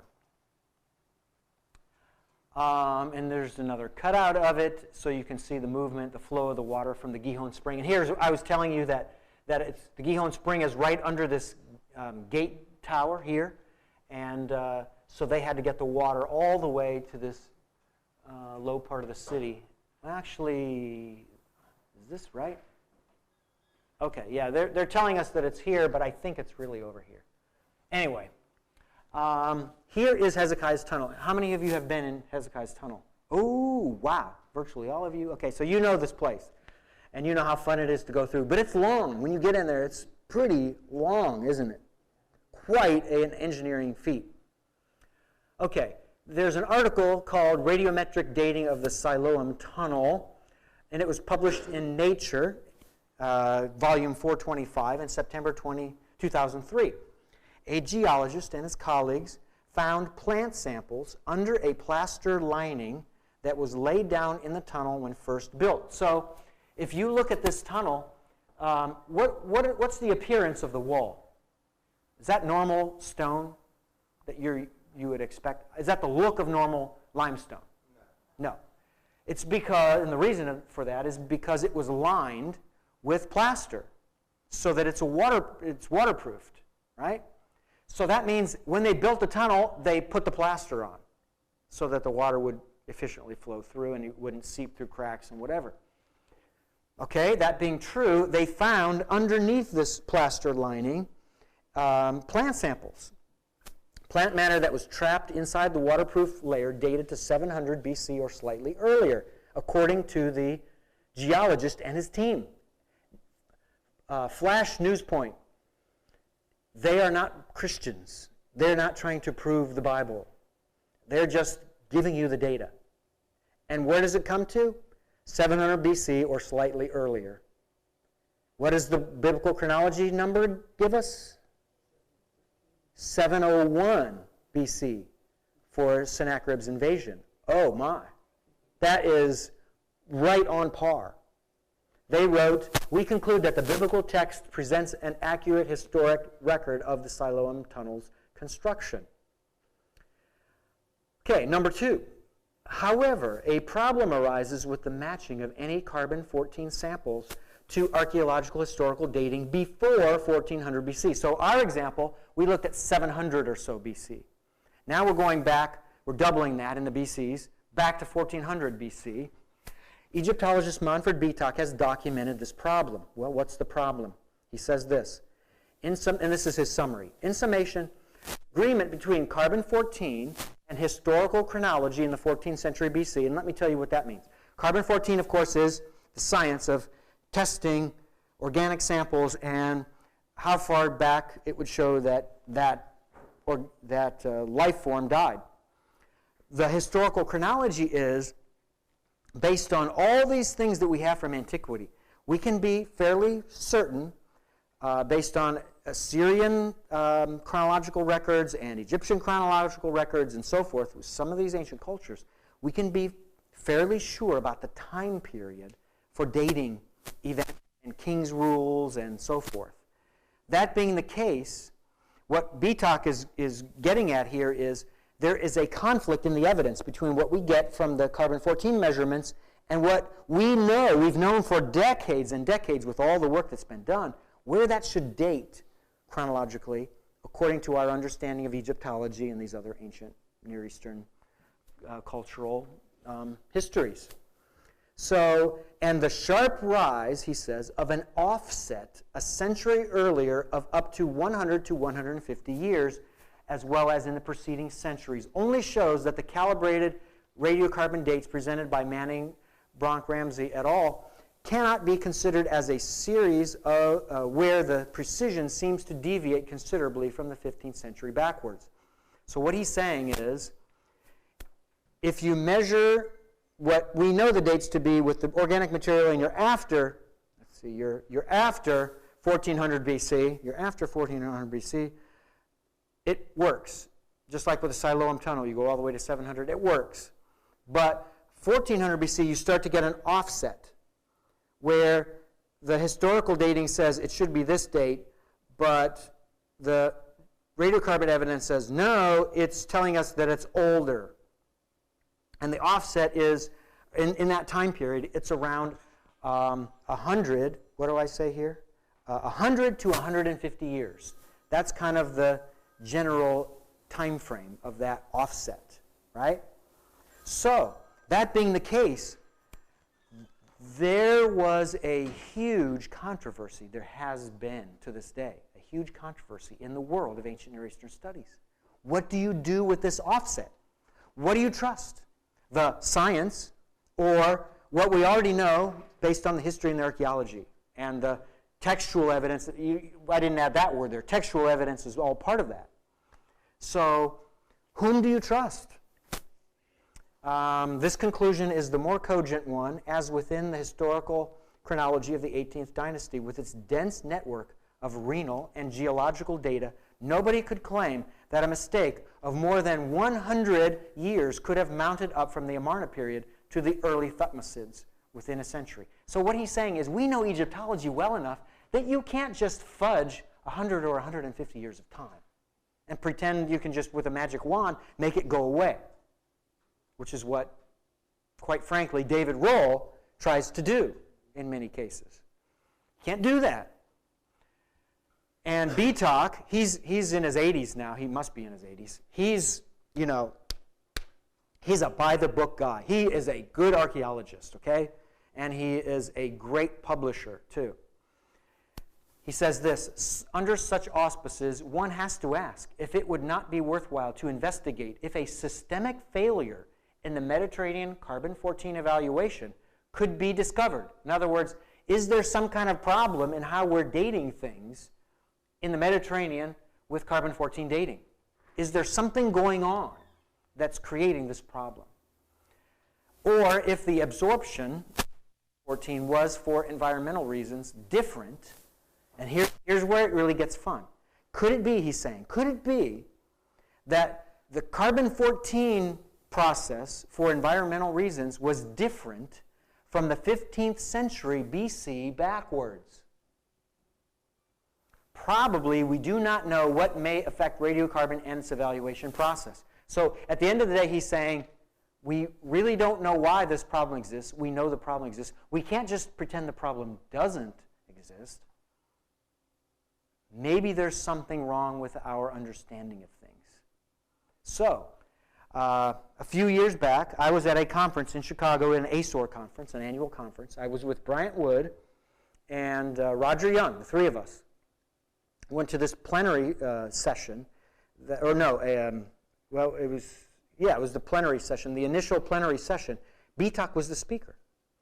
And he was asked, what do you think is the cause of this offset? What is messing up all of the science? Do you know what answer he gave? Blew us away. He said, I think it may have been the fog. And everybody in the audience went, wait a minute, what?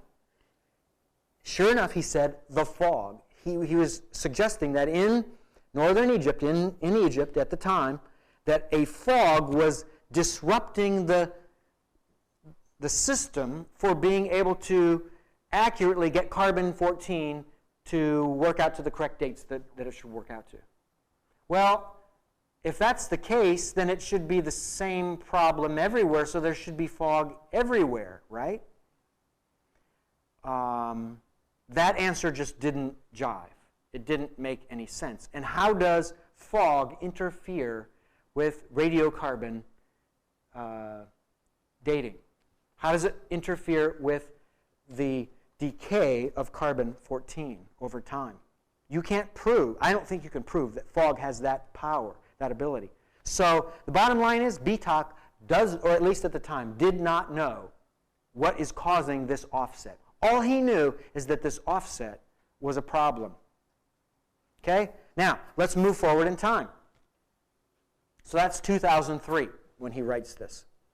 And this is the offset. So I'll let you look at the chart on your own, but this just documents the offset. So this should be like this.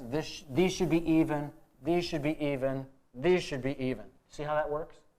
But there's an offset there. So I'll let you look at the chart. I've got the documentation there for you if you want to get the source. And I even have it in my office.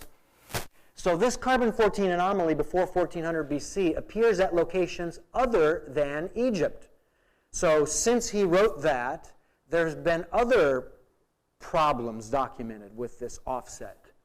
For example, the Eastern Mediterranean. One such location is Jericho in the Jordan Rift Valley. For Jericho, and now let's go back to the early Bronze Age. So what Bitok's talking about, let me go back here, he's talking about the 14th century BC. That's the New Kingdom. That's the 18th dynasty. We would call that toward the end of the Middle Bronze Age, right? And going into the, and actually into the Late Bronze 1 in the 14th century. So that's the time period there. Well, going back to the early Bronze Age, even earlier by hundreds of years, radiocarbon dates are approximately 150 to 300 years older than the conventional archaeological assessments. So do you see the problem here? The further you go back in time, the worse the offset is. So it becomes a curve, an exponential curve of a problem in an offset, not just the same 100 to 150 years. And so this is the publication for that. The same carbon-14 anomaly at Jericho occurs for the late Bronze Age. And that's now we're back to the end of the 15th century BC. The time that City 4 was destroyed, and I would say, and Dr. Serpling would say, under Joshua, just after Joshua and the Israelites crossed into Canaan. The radiocarbon dates for the destruction of Jericho City 4 are given in Bruns and Van der Plicht in Tel Es Sultan, etc., 1995. Results of the radiocarbon dating of serial samples from Jericho are 30, etc., that's the numbers in the radiometric dating. Applying the 1986 conversion of the Oxcal calibration curve gives an equal probability for the 1 sigma range as either 1601 to 1566 or 1561 to 1524 BC. Given that Jericho City Four's destruction dates to, and I would say 1406 is when the city was conquered, the carbon-14 dates are approximately, if you use this option instead of this option, 120 to 160 years too early. See the problem here? We have exactly what's going on at Jericho as went on at Avaris in northern Egypt, along the coast, near the coast, in the Nile Valley. So that's almost exactly, it's an overlap with those numbers that BTOC was getting. Same problem, different place. So this means what had to have happened at Jericho at this time? The dreaded three-letter word? Fog. Yeah. Can you imagine what the fog was like in those days, folks? Must have been horrible, interfering with all of that decay. There you have it. The most important new resource on this subject is a book, and I have the book if you want to look at it. It's in my office. You can buy your own, of course. Radiocarbon and the Chronologies of Ancient Egypt, 2013. It's a British publication. It cites many sites with carbon-14 anomalies. Quote, Jericho, Kirbet, Batrawi, Tel Abu El Karaz, and other sites. So in other words, what BTOC found at Avaris, what was found at Jericho and published with the radiocarbon dates there, is now becoming, as of 2013, has become a cancer. It's happening all over the place that you have this offset. So it's not a localized event. And unless you're saying there was a universal fog going around, messing everything up, it's a clear pattern of same problem documented everywhere. So my comment is pre-1400 BC, carbon-14 dating is problematic.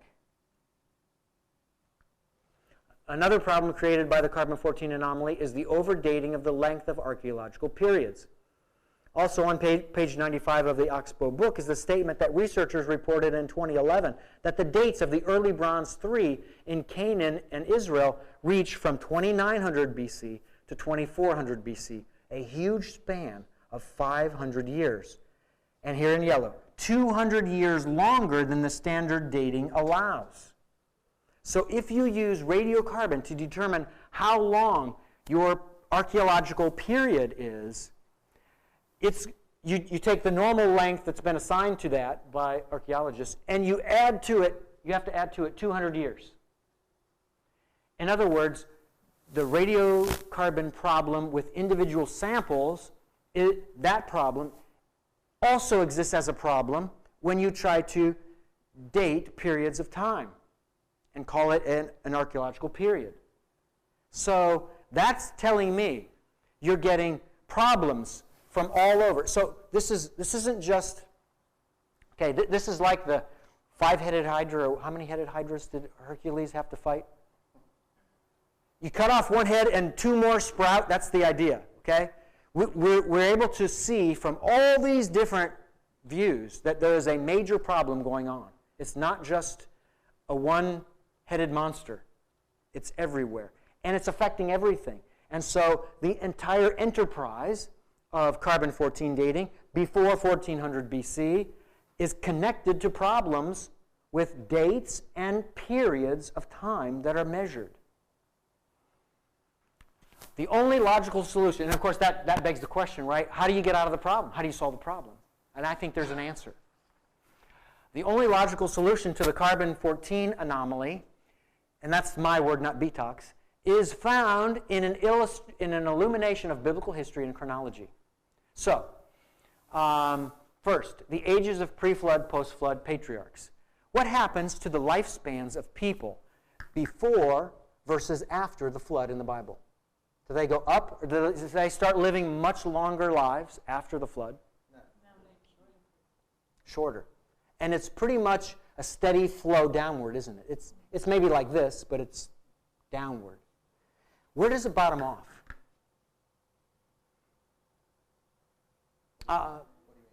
Okay, let me give you some help here.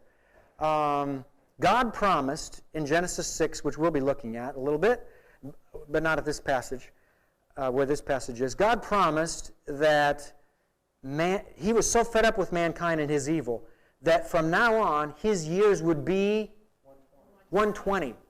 The lifespan of mankind would be limited because God's had enough with man's wickedness. It only gets worse. Why let him live hundreds and hundreds of years in evil? Why? For mankind's sake and for God's sake. Shorten that thing. So God decides, I'm going to shorten it. Now with God, of course, a day is as 1,000 years, and 1,000 years is as a day. So for God, He doesn't have to implement that judgment tomorrow, does He? He can wait. He can wait till the day He's ready. So when does we have the last account of somebody who lives 120 years in the Bible? Moshe. He lives 120 years. And when does he die? What year? 1406. What's going on in the world in 1406 that we've been looking at? The fog, yeah. That's when the fog rolled in. Yeah, that's the conquest. But, yeah, the point is, that's when we see the offset, and there's a delineation. What's after is steady. There's a standard decay rate that we can work with, that everything fits between the historical, archaeological, textual dating and the carbon-14 evidence. Going before that, there's this offset. So that aberration, that anomaly that happens before, it ends in about 1400, right when Moses dies, oddly enough. For some reason, there's a connection in that. I'm not saying you can read about this in the Bible or anything, but oddly enough, there's a huge, important match.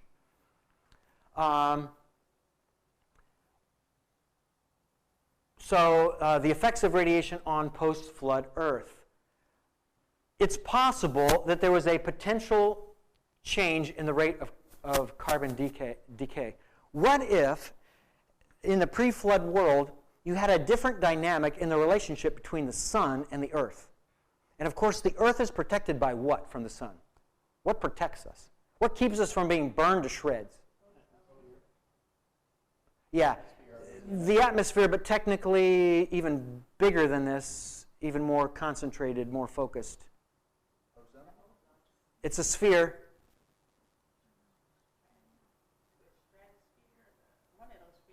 The magnetosphere. The magnetosphere blocks a huge amount of harmful radiation from penetrating into our atmosphere and onto our Earth. It protects us. What if there was a different relationship between the sun, the magnetosphere, and the Earth before the flood? What if the conditions were very different? If that were the case, then it would be possible that the decay rate of carbon-14 would be different before the flood. And what if the flood was the event that God used to disrupt what was before? Probably, I'm guessing there was a standard decay rate that we don't know what it would have been. What if He used the flood to disrupt that? And what if it took a long time before that was implemented? Just like it took a long time before the 120 years came in effect on mankind. Before Moses, you could live 120 years or more. But after him, it doesn't happen. What if God took a long time for that to happen with the earth? It was gradual. It was gradual. And then it comes to a point. They didn't start immediately. Right. At 120. And then what if it comes to a point where, because of a certain level or amount of normalization that begins on Earth, for Earth, that then you have once again a steady decay rate because of this normalization. So that's what I'm theorizing. We'll come to that more in a minute. So the normalization of radiocarbon decay coincides with the death of Moses in 1406, oddly enough. This theory, that's my theory, my hypothesis, whatever, was presented to Dr. John Baumgartner. Anybody heard of that name? From ICR.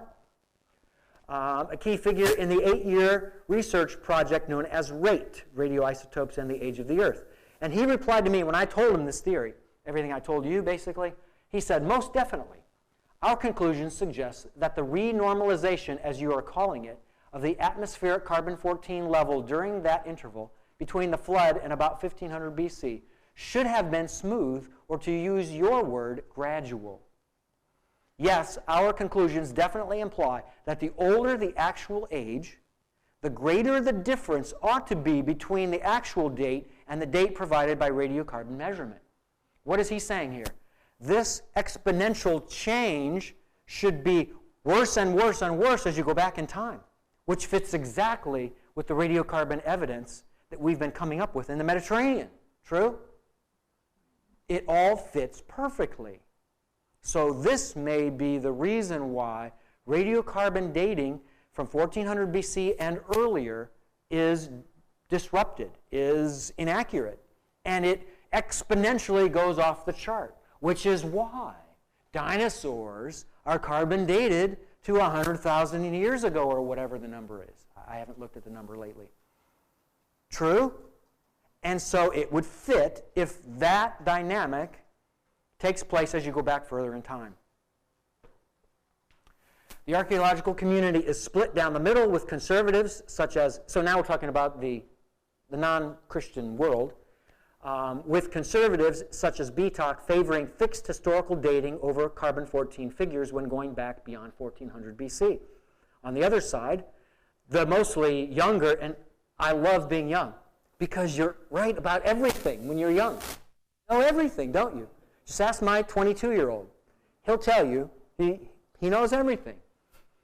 On the other side, the mostly younger science-oriented members of the community advocate the correction of historical dating with the numbers produced by carbon-14 dating. So, call it naive, call it whatever you want. The younger Egyptologists and ancient Near Eastern historians are siding with the science of the radiocarbon-14 numbers. But they're not able to explain why you have this offset and why it becomes exponentially worse as you go back in time. But yet, they just believe the numbers. Believe what you want, folks, but there's a problem here that BTOC is willing to stand up for, even as an unbeliever. Stand up for the proof that there is in the historical picture that includes the dating of Egyptian history and other ancient Near Eastern peoples around them. Okay, so in the Oxbow volume, one writer said that the chronology proposed by Hornung is probably too low and should be corrected upwards by about 150 to 200 years. So now they're saying, let's take our chronology books, and this is one of the main chronology books in Egyptology. Let's take our chronology books and let's fix them. Let's wipe out all those numbers and start increasing the time periods.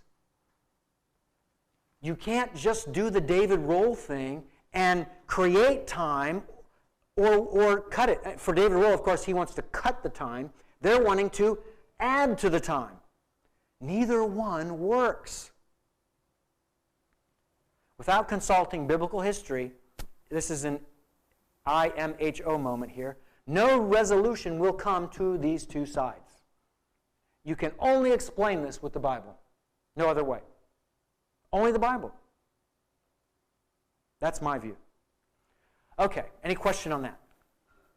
Has anyone ever come up with a chart showing the rate of change or the rate of... That is that's on my to-do list. That is a goal that I hope to implement into my third book, the Illuminating Biblical History of the Third Millennium BC.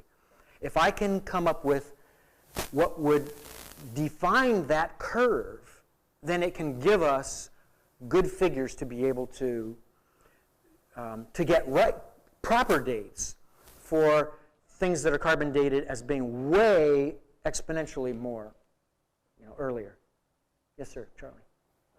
Two questions. I Yep. guess one is, have there been any problems prior to the 1400 that people have observed in inconsistencies with carbon dating in different places? And I guess the other thing is, with respect to the offsets, is it the case that it's always, say, 100 years it needs to be added, or is it just variable depending on where it is? It looked like that chart, those pottery or whatever, that we're not syncing up in different directions, Well- in different sites. With the chart, you're looking at kind of best guess numbering based on ranges. So carbon dating doesn't give you, in most cases, an exact year, but a range of dates. So that's reflecting a range of date variance. But yeah, we are coming up with more all the time that we don't understand the carbon-14 dating on things that go back earlier than this period, yes. What about later, like, After 1400, we're finding no everything's problem. fine, huh? Yeah, everything's fine.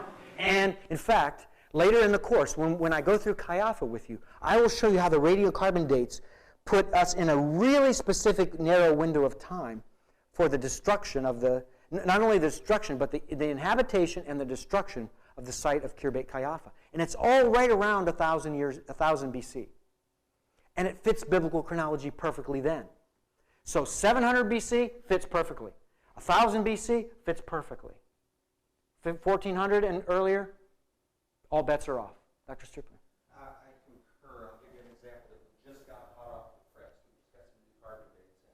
So at Shiloh, under a sealed floor, plastered floor, we had pottery on top of it that we were dating concretely. And we had a biblical day for the destruction of Shiloh. If the Philistines did indeed destroy Shiloh, you would put it around 1075 would be your best biblical day for a few years. So going under the floor then, my estimate is the pottery has to either be Iron Age 2A, which we don't have David, or earlier than that if we're skipping a period. Will there be a destruction level underneath this floor is the question. And sure enough it is. We have a huge destruction layer. We're able to get good carbon material. We get our carbon date. So I said to a group of people, my date is 1075, that I'm estimating this carbon date should be, if it's going to match the pottery and if it's going to match the biblical day. And I let everybody bet on it. And so everybody was all up, over under on it. And so the date came in at 1060 BC plus or minus 30. And so it was exactly where we would have expected it to be. So we do find after 1400, it's been very accurate. Same thing at Khirbet el-Maqader in our olive press cave. We've got coins, pottery, everything else pointing to a 69 AD destruction. And so our carbon dates just were spot on, for mid to late 1st century. That's as close as you can get. Does being underwater affect the dating? Well, carbon material underwater is going to break down, so I'm not sure you can get samples if it's underwater. Not that I know of. Do you know of any? Well, I mean, we have precious material that gets wet over thousands of years, but yet we can still date it. But as far as like under the ocean or something like that, I don't know. I was just thinking about the floor. It would have to survive the natural processes of, water is a solvent. It's going to break things down. So, yeah. Sure. Does the Earth's atmospheric pressure affects the carbon dating? That I can't tell you. Not that I know of. Not that I'll say that. Not that I know of. A while back, I would always read books, history books and stuff, and it was saying that before the flood, the atmospheric pressure was twice as what it is now. And people lived longer, they healed faster, they didn't get sick, and plants were bigger and better, and things were different. But then after the flood, then all this other stuff started coming in. So I was just wondering if that affected. Certainly the antediluvian world is a very different place. Things are going on differently. And we have evidence now of mankind interacting with woolly mammoths. So it was probably, and you know, the more I've studied, and I've taught on Genesis 1 through 11 in Hebrew classes with third-year Hebrew students, and the more I've studied the first 11 chapters of Genesis, the more I've concluded that the antediluvian world was a terrible place to be. It was a dangerous and terrible place. There were risks everywhere. For mankind alone, there was no law, right? So you have Cain killing and getting away with it. You have, what's his name, Lamech. And so there's no controls. The animals have access to people, and the animals are colossal in size. They could kill people easily. So it would be a very challenging place to live, the antediluvian world. No doubt about it. All right. So let's look at kind of if all that I've just talked to you about resonates with you, if you see the same problem I see, and recognize that there is a solution, and you recognize that standard historical dates based on carbon dating alone for greatest times of antiquity could be problematic, then how do we solve that? So this is a conventional Mesopotamian archaeological periodization. It puts things such as the Middle Paleolithic period between around 300 to 40,000 BC, 300,000 to 40,000 BC. The Upper Paleolithic from 40 to about 12 or 11,000 BC. The Epipaleolithic or Mesolithic from 1211 to 9,000. Pre-Pottery Neolithic, 9,000 to 7,500. Pottery Neolithic, 7,500 to 6,000. Ubaid period, and now we're clearly in Mesopotamian archaeological time periods, 6,000 to 4,000 BC. The Uruk period, 4,000 to 3. Jemdet Nasser, 3,000 to 2,900. Early dynastic period, 2,900 to 2,300. Akkadian period, that's when I'm saying Nimrod / Sargon of Akkad lived, 2,300 to 2123. And Ur III, 2111 to 2004. So notice, of course, all of these numbers in here. That is a huge problem. If the Earth is 7,000 years old, that doesn't work. But if the radiocarbon dating issue is showing us that there is an exponential offset curve and that we can account for that curve because of changes on the Earth between the flood and Moses, now we can work with it. But the question is exactly where do the pinpoints line up? How does that curve look precisely? And can we date these periods with any kind of confidence? So I currently have a running modified Mesopotamian archaeological periodization going. I'm going to give you this in my slideshow, but please do not put it out there for anyone. I'm going to wait until I publish my book to have it, and hopefully I'll have more confident numbers. But what I have is some question as to when this period took place, and I don't think it's worth trying to say that these periods didn't exist. Some Christian scientists out there, including people connected with Answers in Genesis, they don't even like to work with those terms. Well, number one, they're not archaeologists. They're usually geologists and so forth. But number two, I don't think we have any evidence that gives us the right to say these periods didn't exist. The question is, when did they occur and how long did they happen? So I don't know when this would have started, but I'm saying probably that the flood is taking place somewhere around the end of the Middle Paleolithic period. And the Upper Paleolithic period is when we have post-flood events. So that's a rough time period of about 58 years or so, 3,100 to 2,950 for the Epipaleolithic, 2,950 to 2,900 for the Pottery Neolithic A and B, Pottery Neolithic, that's pre-pottery. And then the Pottery Neolithic is 2900 to 2850. And Ubaid 2850 to 2750. Uruk 2750 to 2625. And that's where we get the Uruk expansion that I'm connecting with the post-Babel dispersion. And then the Jemdet Nasser, etc. And now we become a lot closer to the numbers from the conventional dating system. So the historical period begins here in the Jemdet Nasser. That's when we have, what starts the historical period? The advent of ice cream? No. The advent of the fall? Oh, yeah, fog, right. I'm sorry. I thought I heard fall, but yeah, fog, right. What was I thinking? Writing, yeah. The advent of writing initiates the historical period, and that happens here. And I'm saying that here is when the Tower of Babel took place, right before the advent of writing, the period immediately prior. And this will be in my third book.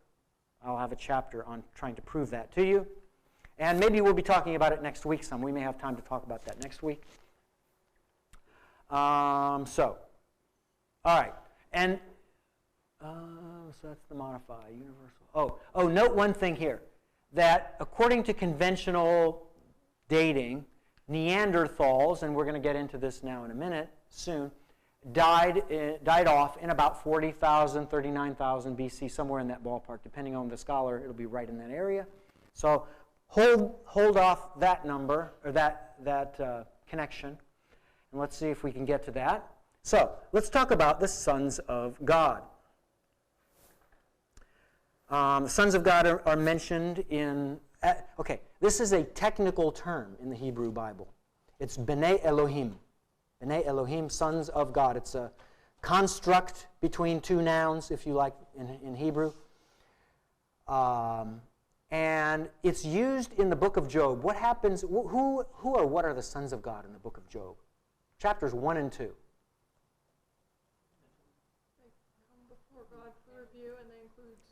Yeah, Satan goes together with the sons of God, and they enter into God's presence, right?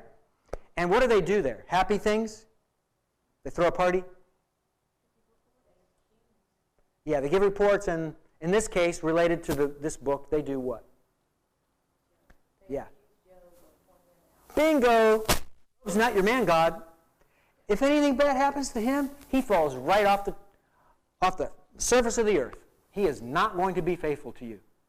All you need to do is give us a little permission. We'll take care of things, and you will see that we're right, and he will be unfaithful. True? That's what they do. It's conniving. It's manipulating. It's looking to do evil. And of course, you go back to the statement of Joseph to his brothers, right? When Jacob dies and his brothers are all petrified, thinking Joseph's going to nail us now, what does Joseph say? You meant it for evil, but God meant it for good. God's behind this, folks. God is behind every event that causes havoc on the earth, accomplishing his will. It's not just Satan's running loose and God has to get his lasso out and lasso him in again.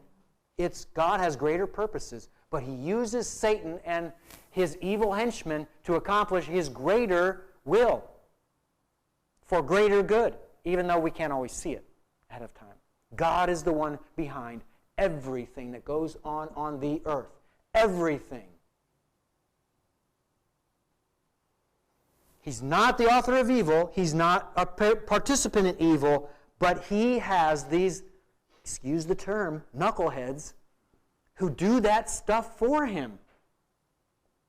They are not sovereign beings. It's not two boxers, like Ali and who did he fight?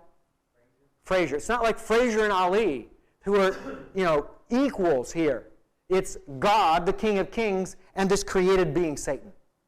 Satan has nothing close to the power we assume he has. All he has is whatever authority God gives him, and zero more. Zero. And that's why the Bible can say, Whom are we to fear and that individual alone? God. Solomon said the beginning of wisdom is the fear of the Lord. Yeah. So we don't have to be afraid of him. So the sons of God in Job, are they good guys or are they bad guys? Bad. If they were good angels, they would already be there in God's presence, wouldn't they? And they wouldn't be intending evil, would they? So they have to be angelic beings, true? Okay. If in Job, this technical term, sons of God, these are evil angelic beings, if that's true in Job, what happens when I come to Genesis, where it says, now it came to pass, and this is my translation, and this is what we call an interpretive translation, so I've added words improve the reader's understanding of what's going on in the context. Now, and those are in brackets. Now it came to pass that the man, that is the race of mankind, began to increase on the surface of the earth, and daughters were born to them. We all know about that. That's easy. 6:2. Then the sons of God, there's that technical term, the B'nai Ha-Elohim, saw the daughters of the man. Literally, saw the daughters of the man. What is that? It's Ha-Adam, i.e., the race of mankind. So the daughters of the race of mankind. Are you with me? The daughters of the race of mankind, that they were beautiful.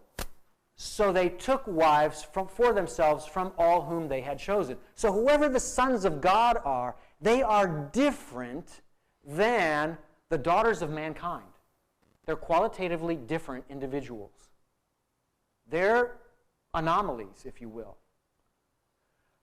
They took them for wives from whom they had chosen. So he who is, that's the covenant name of God, and that's the translation rather than the transliteration, Yahweh or Yahweh or whichever you like. There's a bunch of versions. So he who is said, my spirit will not, it is here. My spirit will not contend with the man. Now, Ha-Adam, it could mean Adam, couldn't it? That's the exact way it's written in Hebrew if it's Adam. Ha-Adam. That could mean Adam. Is he talking about Adam here? No. He's talking about the race of mankind. Context tells us it's the race of mankind. My spirit will not continue with mankind forever, of whom indeed he is flesh. Thus, his days will be 120 years. There it is. There's the pronouncement. He's only going to live 120 years because I've had enough of his wickedness.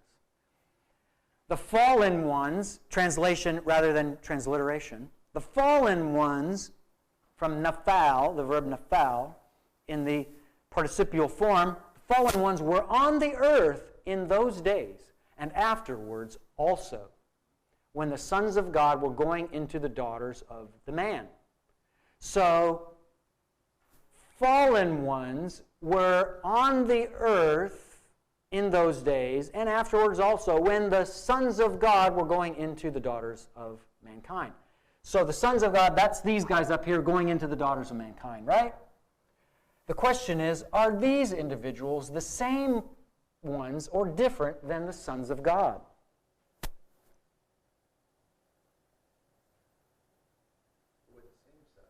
It would seem so. The fallen ones. What happened to Satan and his angelic host when they were once on God's side? His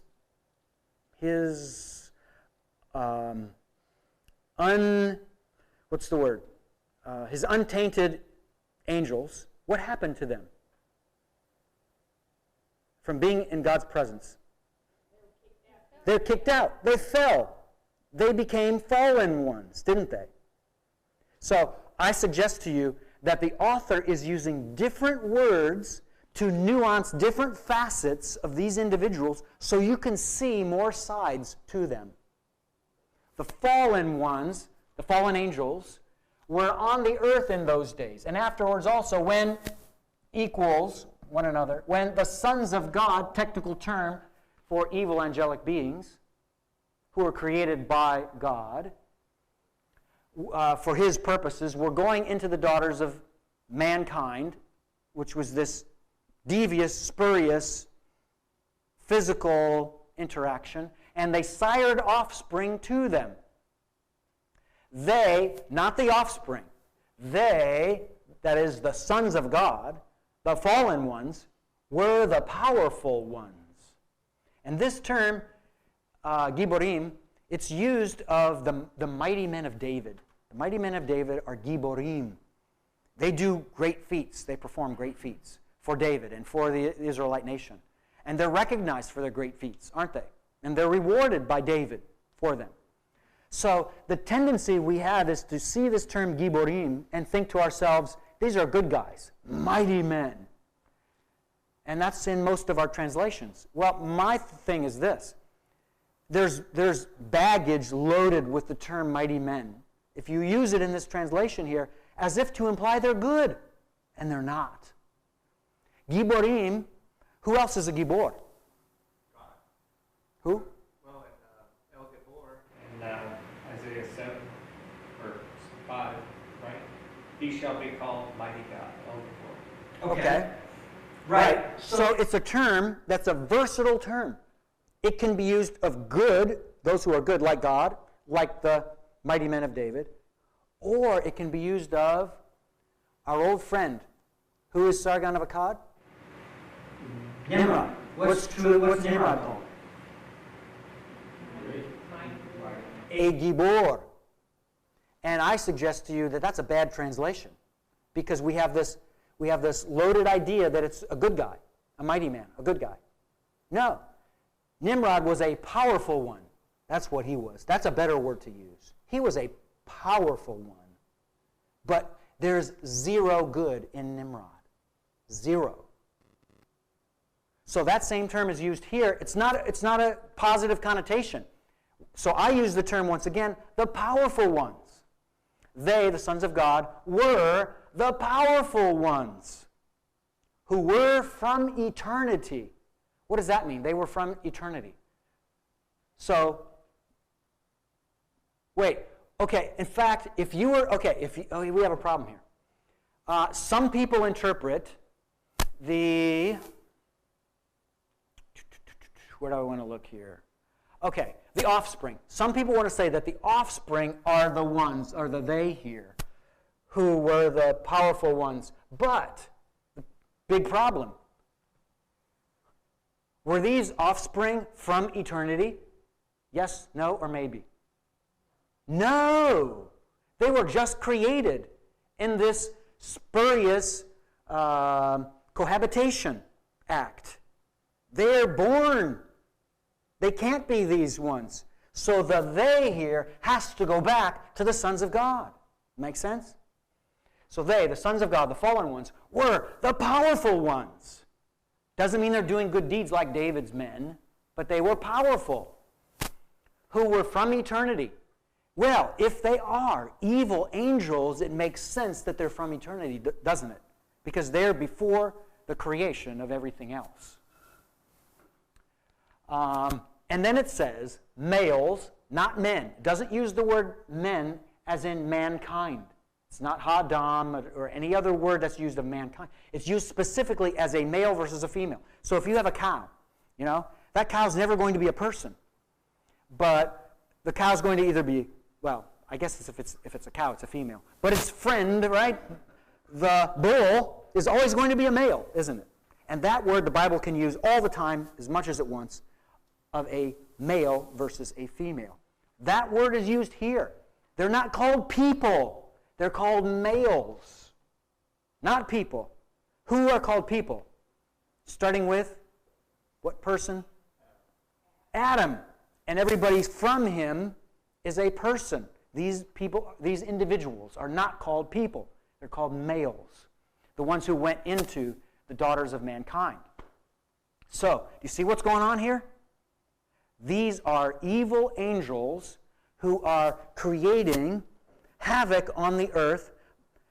And the idea is that God's given them permission to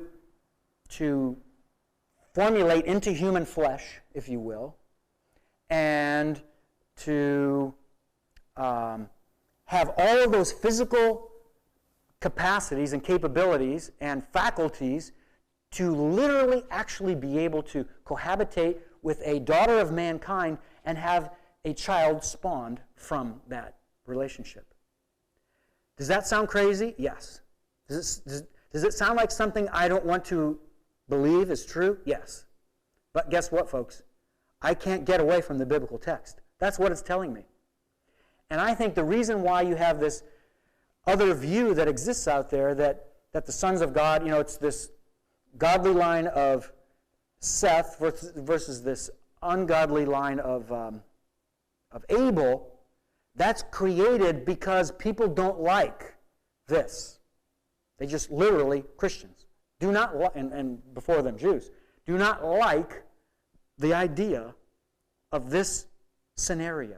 I don't like it either. But all of the exegetical facts are pointing me that this is what's going on here. So God gave evil angels bodies. They could cohabitate with them. They eventually, so there seems to be a time difference here.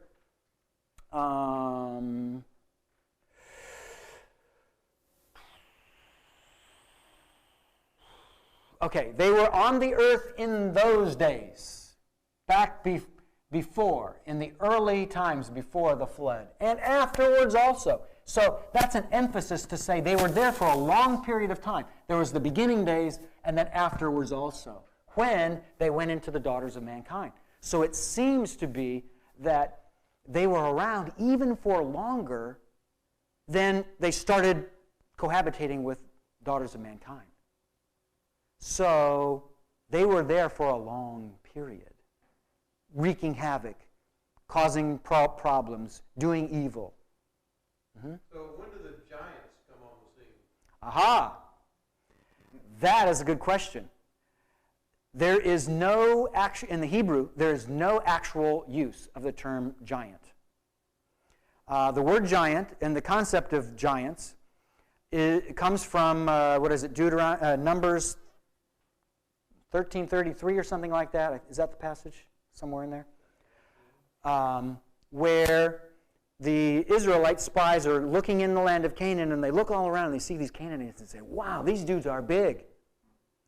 And they refer to them as, they use what term? What term do they call the big? Yeah, they call them the fallen ones. So you know what they're doing? They are connecting in their mind, they are interpreting Genesis 6. They're interpreting it, and they're saying, wow, because we read the story, these were super big, superhuman kind of creatures. They're mythical, of mythical proportion. So, that being the case, they took that loaded understanding that I would call a wrong understanding on the part of those Israelites, looking back to this verse, and they applied it to these big Canaanites of their day. And they said, these guys are Nephilim. Right? They're like the Amazon warriors, or whatever term we would use today to connotate someone of great size or stature. So then that term was translated, the term Nephilim, I think it was the Nephilim, was translated by the Septuagint with the Greek word gigantes, which is transliterated into English as giant. So that is a later concept that never was in the Hebrew Bible. It doesn't speak of giants in that passage. Now, is there a term that's Goliath, used of Goliath that may be giant? I don't know, I don't remember, but maybe, but it's not Nephilim. And he could be no higher than 6'9", 6 feet 9 inches, if you take the Septuagint reading. So 9'9" does not apply to Goliath? Only if you take the Masoretic text. What about the king who had the bed that was 13 feet long? Now we're getting too far off the map, and I'm not ready to answer it. But it doesn't change anything of what I told you, one way or the other. But yeah, certainly you can have large individuals, but giants, the Bible doesn't say they were giants per se. Okay, but yeah, so Goliath could easily be 6'9" tall. And that's actually what I would suggest would be the right number. So, now he who is saw that great was the wickedness of mankind on the earth, etc., etc. He's going to wipe away mankind whom he's created. So this is moving us toward the flood. All right. We come now to a book, and this is probably what we'll finish with today. This is in your reading list. I think it's in your suggested reading list. It's called, or collateral reading, Who Are We and How We Got Here? Ancient DNA and the New Science of the Human Past, David Reich. So this is in your syllabus. This book is 2018. This book documents a revolution that's been going on in DNA studies. It kind of began more or less in 2009, and it really took flight in 2013, the study of the whole genome. And in 2013, this study of the whole genome went from kind of like microcosm to macro. I mean, it just exponentially increased. And it's because of the work of this guy, who is a prof at Harvard, and he's got a laboratory there, and it's a genetics laboratory, and they're doing all of this work in basically industrializing the process of reading DNA and evaluating data as a result. So they're able to take this on a massive scale. They've brought in all kinds of people and equipment to kind of turn it into the Henry Ford of today, mass production of DNA tests to be able to come up with information. And his goal, among others, he has this great goal of understanding the ancient world through genetics. And he's finding out amazing things. So, if you're interested, you can... Do you want me to pass it around? Okay, I'll pass it around. So, this book, oddly enough, I think, has the potential to be connected to the sons of God, believe it or not. The book is about the genome revolution in the study of the human past. This revolution consists of the avalanche of discoveries based on data taken from the whole genome, meaning the entire genome is analyzed at once, instead of just small stretches of it, such as mitochondrial DNA. The revolution has been made far more powerful by the new technologies for extracting whole genomes worth of DNA from ancient humans. So that's one of his goals, to get to the ancient world and say, what can we learn about ancient humanity through the DNA that we can find in ancient people whose bodies have been preserved. In 2009, whole genome data began to challenge long-held views in archaeology, history, anthropology, and linguistics, even resolving controversies in those fields. So it's kind of infringing on the territory of the archaeologists, which is great because it's stretching the archaeologists now and saying, you need to rethink a lot of your long-held views. Farming developed in the A&E, more than 10,000. So these are some of the things that he's learned. Farming developed in the A&E, that's ancient Near East, more than 10,000 years ago. That's conventional dates, of course, not mine. Among multiple highly differentiated human populations that expanded in all directions and mixed with each other along with the spread of agriculture. The population of Northern Europe largely was replaced by a mass migration from the Eastern European steppe after 5,000 years ago. The first human migrants into the remote Pacific Islands beginning around 3,000 years ago were not the sole ancestors of the present-day inhabitants. And one of the points that he makes in his book, this kind of touches on it, is, we think that today things are just different than they ever were, and that we have this, this stirring of the gene pool, if you will, and races interacting with one another, and people migrating a lot and to diverse places. And we think this has never happened before. But his point is, from his DNA study, he's found out it's happened all the time in history. 100 years ago, 200 years ago, 300 years ago, 400 years ago, as far back as you want to go, we have evidence that people were moving rapidly and intermarrying with one another. It wasn't just that you had these static cultures and everybody lived in their static boundaries, the borders of their country, and that's it, and nobody crossed. It's the opposite. So, now let's get to the fun stuff. This is not such a great resolution, but a photo of Neanderthal. This is the set of first discovered Neanderthal bones from the Neander Valley. It's near Dusseldorf in Germany, found in 1856. And of course, nobody knew what to do with these bones when they found them because they're qualitatively different than hominid bones. You and I are hominids. We are different than they are. If you want to see this in clear-cut form, you look at two skulls lined up with one another. This is a normal human hominid skull.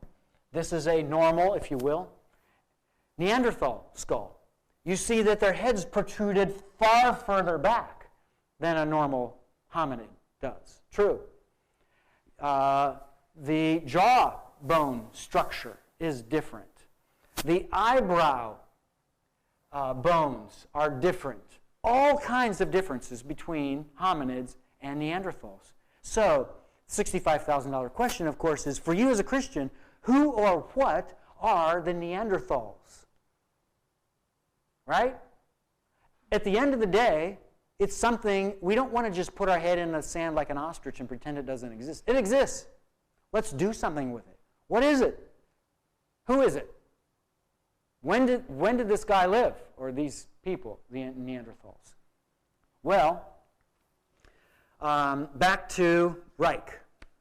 The specimen that gave its name to Neanderthals was found in 1856 by miners in a limestone quarry in the Neander Valley. The German word for valley is Tal. So Neander is the valley, and then Tal is the word for valley. So it's the valley of Neander. So basically, we're calling this individual a certain named valley in English, to use that word. So it's kind of a strange word we use, but we use it. The primitive reputation of Neanderthal was fueled by the slouched reconstruction of a Neanderthal skeleton from Chapelle au Centre. I'm not so great at French, so did I come close? Who knows French here? Okay, good. Nobody to tell me it was horrendous. Wasn't good, but the evidence shows that these were just as behaviorally sophisticated as modern hominids. So they were as behaviorally sophisticated as modern hominids. That's what Reich is saying based on the DNA. So what they did, though, here, these, I don't know, maybe the French were behind it, but they portrayed Neanderthal as slouched, right? To give the flavor of this progression, this Darwinian progression from apes to mankind.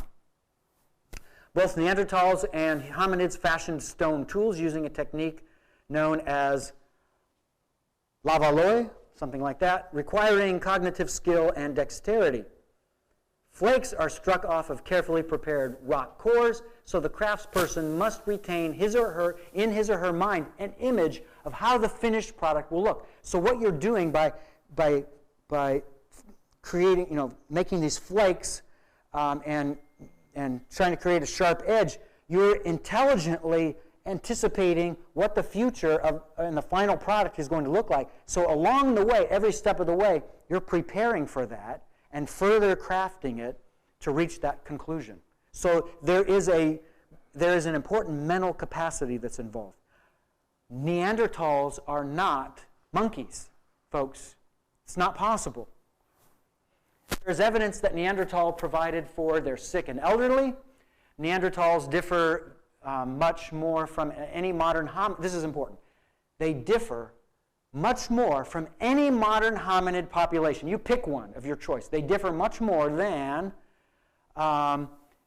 modern present-day populations vary from one another. You take the two most diverse modern populations, I don't know, some Papua New Guineans and Amazon people, or whoever you choose, you put them up against each other, they don't differ nearly as much as Neanderthal and any hominid group. They're different. Strangely projected brow, impressively muscular body are among those characteristics. Evidence of interaction between them does exist. Aha! So they're not just from a different time period completely. They exist during the lifespan of humanity, the sons of Adam.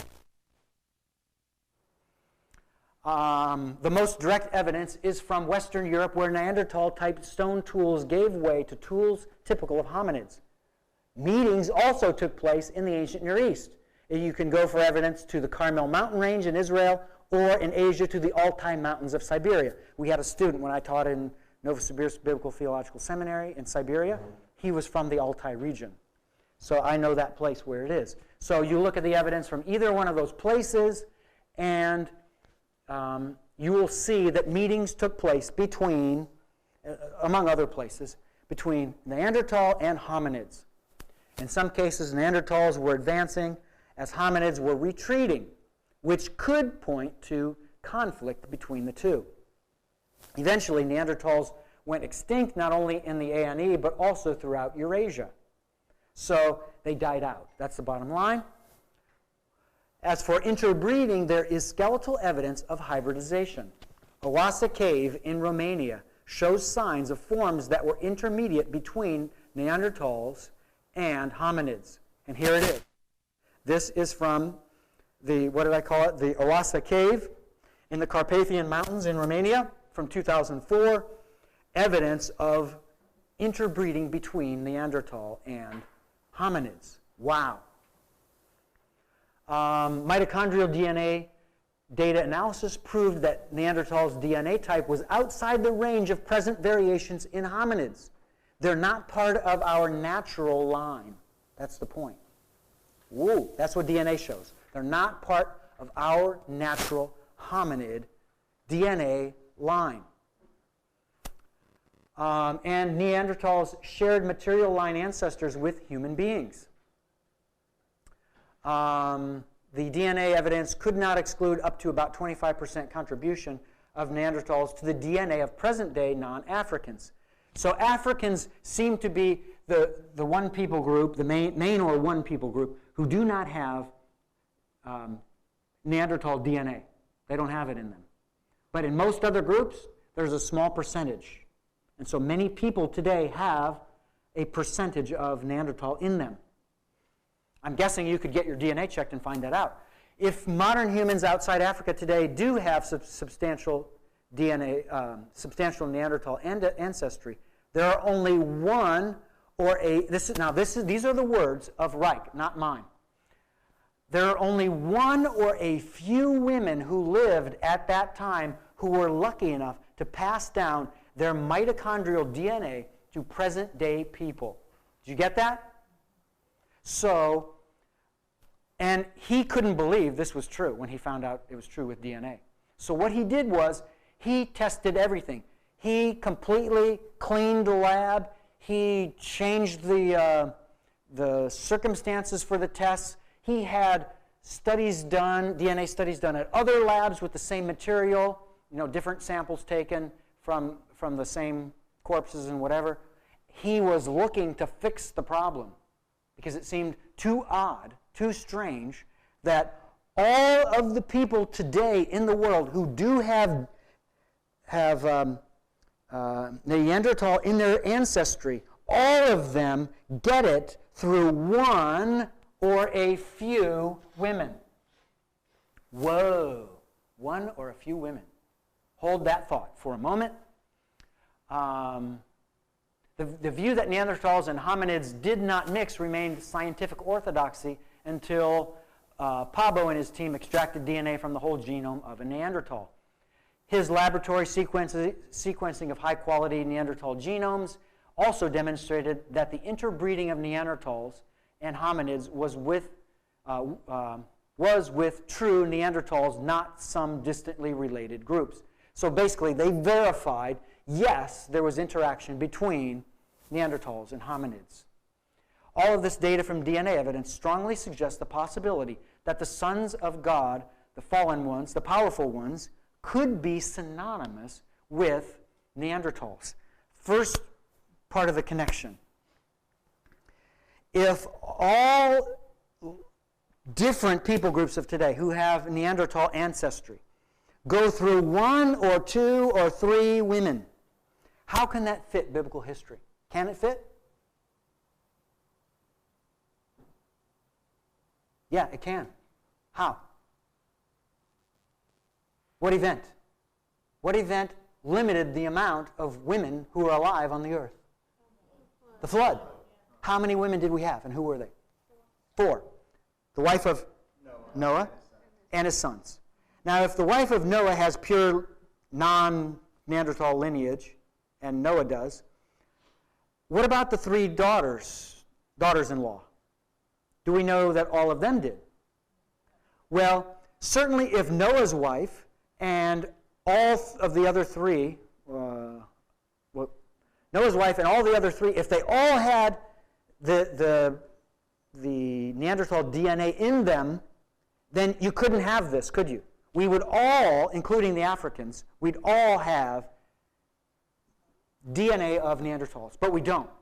So evidently, 1 or more, and my guess would be 1 or 2 of the wives had Neanderthal in them at the time of the flood. That would answer this absolutely insane piece of data that they discovered, where all peoples go back through 1 or 2 or 3 women. See how that makes sense? More. Both groups featured interbreeding between those of the human race and those of a non-Adamic race. Both groups lived and died out before the universal flood. The fact that 1 to 3 Neanderthal women's DNA account for all of the Neanderthal DNA present in modern humans, and that's 25% of people today, seems implausible unless 1 or 2 of Noah's sons' wives had Neanderthal blood in their genealogical tree. If this connection is valid, the narrative of evil angels cohabitating with women of Adam's line makes far greater sense. And the existence of non-hominid beings alongside human beings makes far greater sense. Estimates of Neanderthals' extinction range from about 40,000 to 39,000 BC. According to, and this is one of the geologists that's in the Is Genesis History film, Andrew Snelling, according to him in his book from 2014, antediluvian, that's before the flood, wood, now in coal beds. So basically, at the time of the flood, all of the trees that were on the earth pretty much died, right? Seeds probably would have been preserved, but the trees died. What happened to the carbon material? Some of it ended up turning into coal. So in these coal beds, we have some residual wood. And that wood is radiocarbon datable. And the dates for this yield dates of about 48,000 BC, conventional dating of carbon-14, according to Andrew Snelling, which fits extremely well with the hypothesis that the sons of God in Genesis 6 can be equated with Neanderthals. And that, of course, the 48,000 fits well with this number, right? So the wood would have died in conventionally 48,000 BC. Neanderthals are seen to die around that period, right around the same period of time. So I'd suggest to you that all of the Neanderthals alive on the earth were killed at the time of the flood. And their DNA was preserved through 1 or 2 of the daughter-in-laws of Noah. While this hypothesis is far from conclusively proven as fact, and I admit that, and may never reach this status, it offers tremendous advantages and few, if any, drawbacks. I honestly can't think of any drawbacks that make me say, this theory is on the ropes, or this theory is, questionable even. I can't think of anything, but it fits perfectly with Genesis 6. And of course, what does Jesus do after he dies, before he comes back to the earth or before he's resurrected? What does he do? Went below and preach. Yeah. And the word there is kerusso, not evangelizo. So it wasn't to preach the gospel, it was to announce. It's the word for announcing. It's what a town crier used to do. So he went to, where did he go to make this announcement? He went down into Sheol to, where the captives. Okay, so Ephesians would tell us the center of the earth, right?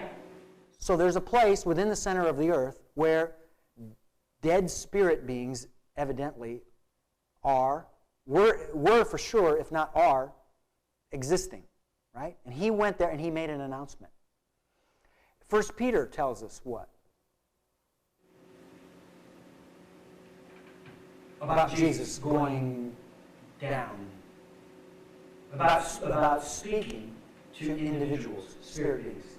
So after he died, he went in spirit, Peter says, to where? He said something to some individuals. Those who were on the earth in the days of Noah. That's the group of people to whom he made the announcement. Now, what was the plan of the sons of, the evil sons of God? What was their plan? What did they want to do? Him from being born, to taint the line. Taint the line so he couldn't be a purely 100% human being so that it would destroy God's will. Right? So when he dies, and in his spirit he goes down to the center of the earth and he speaks, he announces to these evil angelic beings, according to 1 Peter. What does he announce to them? Your plan succeeded? Failed miserably. Because not only was I born, but I was able to die for the sins of mankind, to bring people into renewed relationship with God, which destroys everything you wanted to destroy, and God has succeeded, and his will has been performed. Does that make sense? Yep. So, if this whole theory, works, then, and the flood is to get rid of these beings who are interbred and they're not supposed to be. Part of the... Well, then, if they survived the flood, I mean, we're assuming Jesus didn't have that DNA in him, but, he could have. So, that kind of, how does that work? You see what I'm getting at?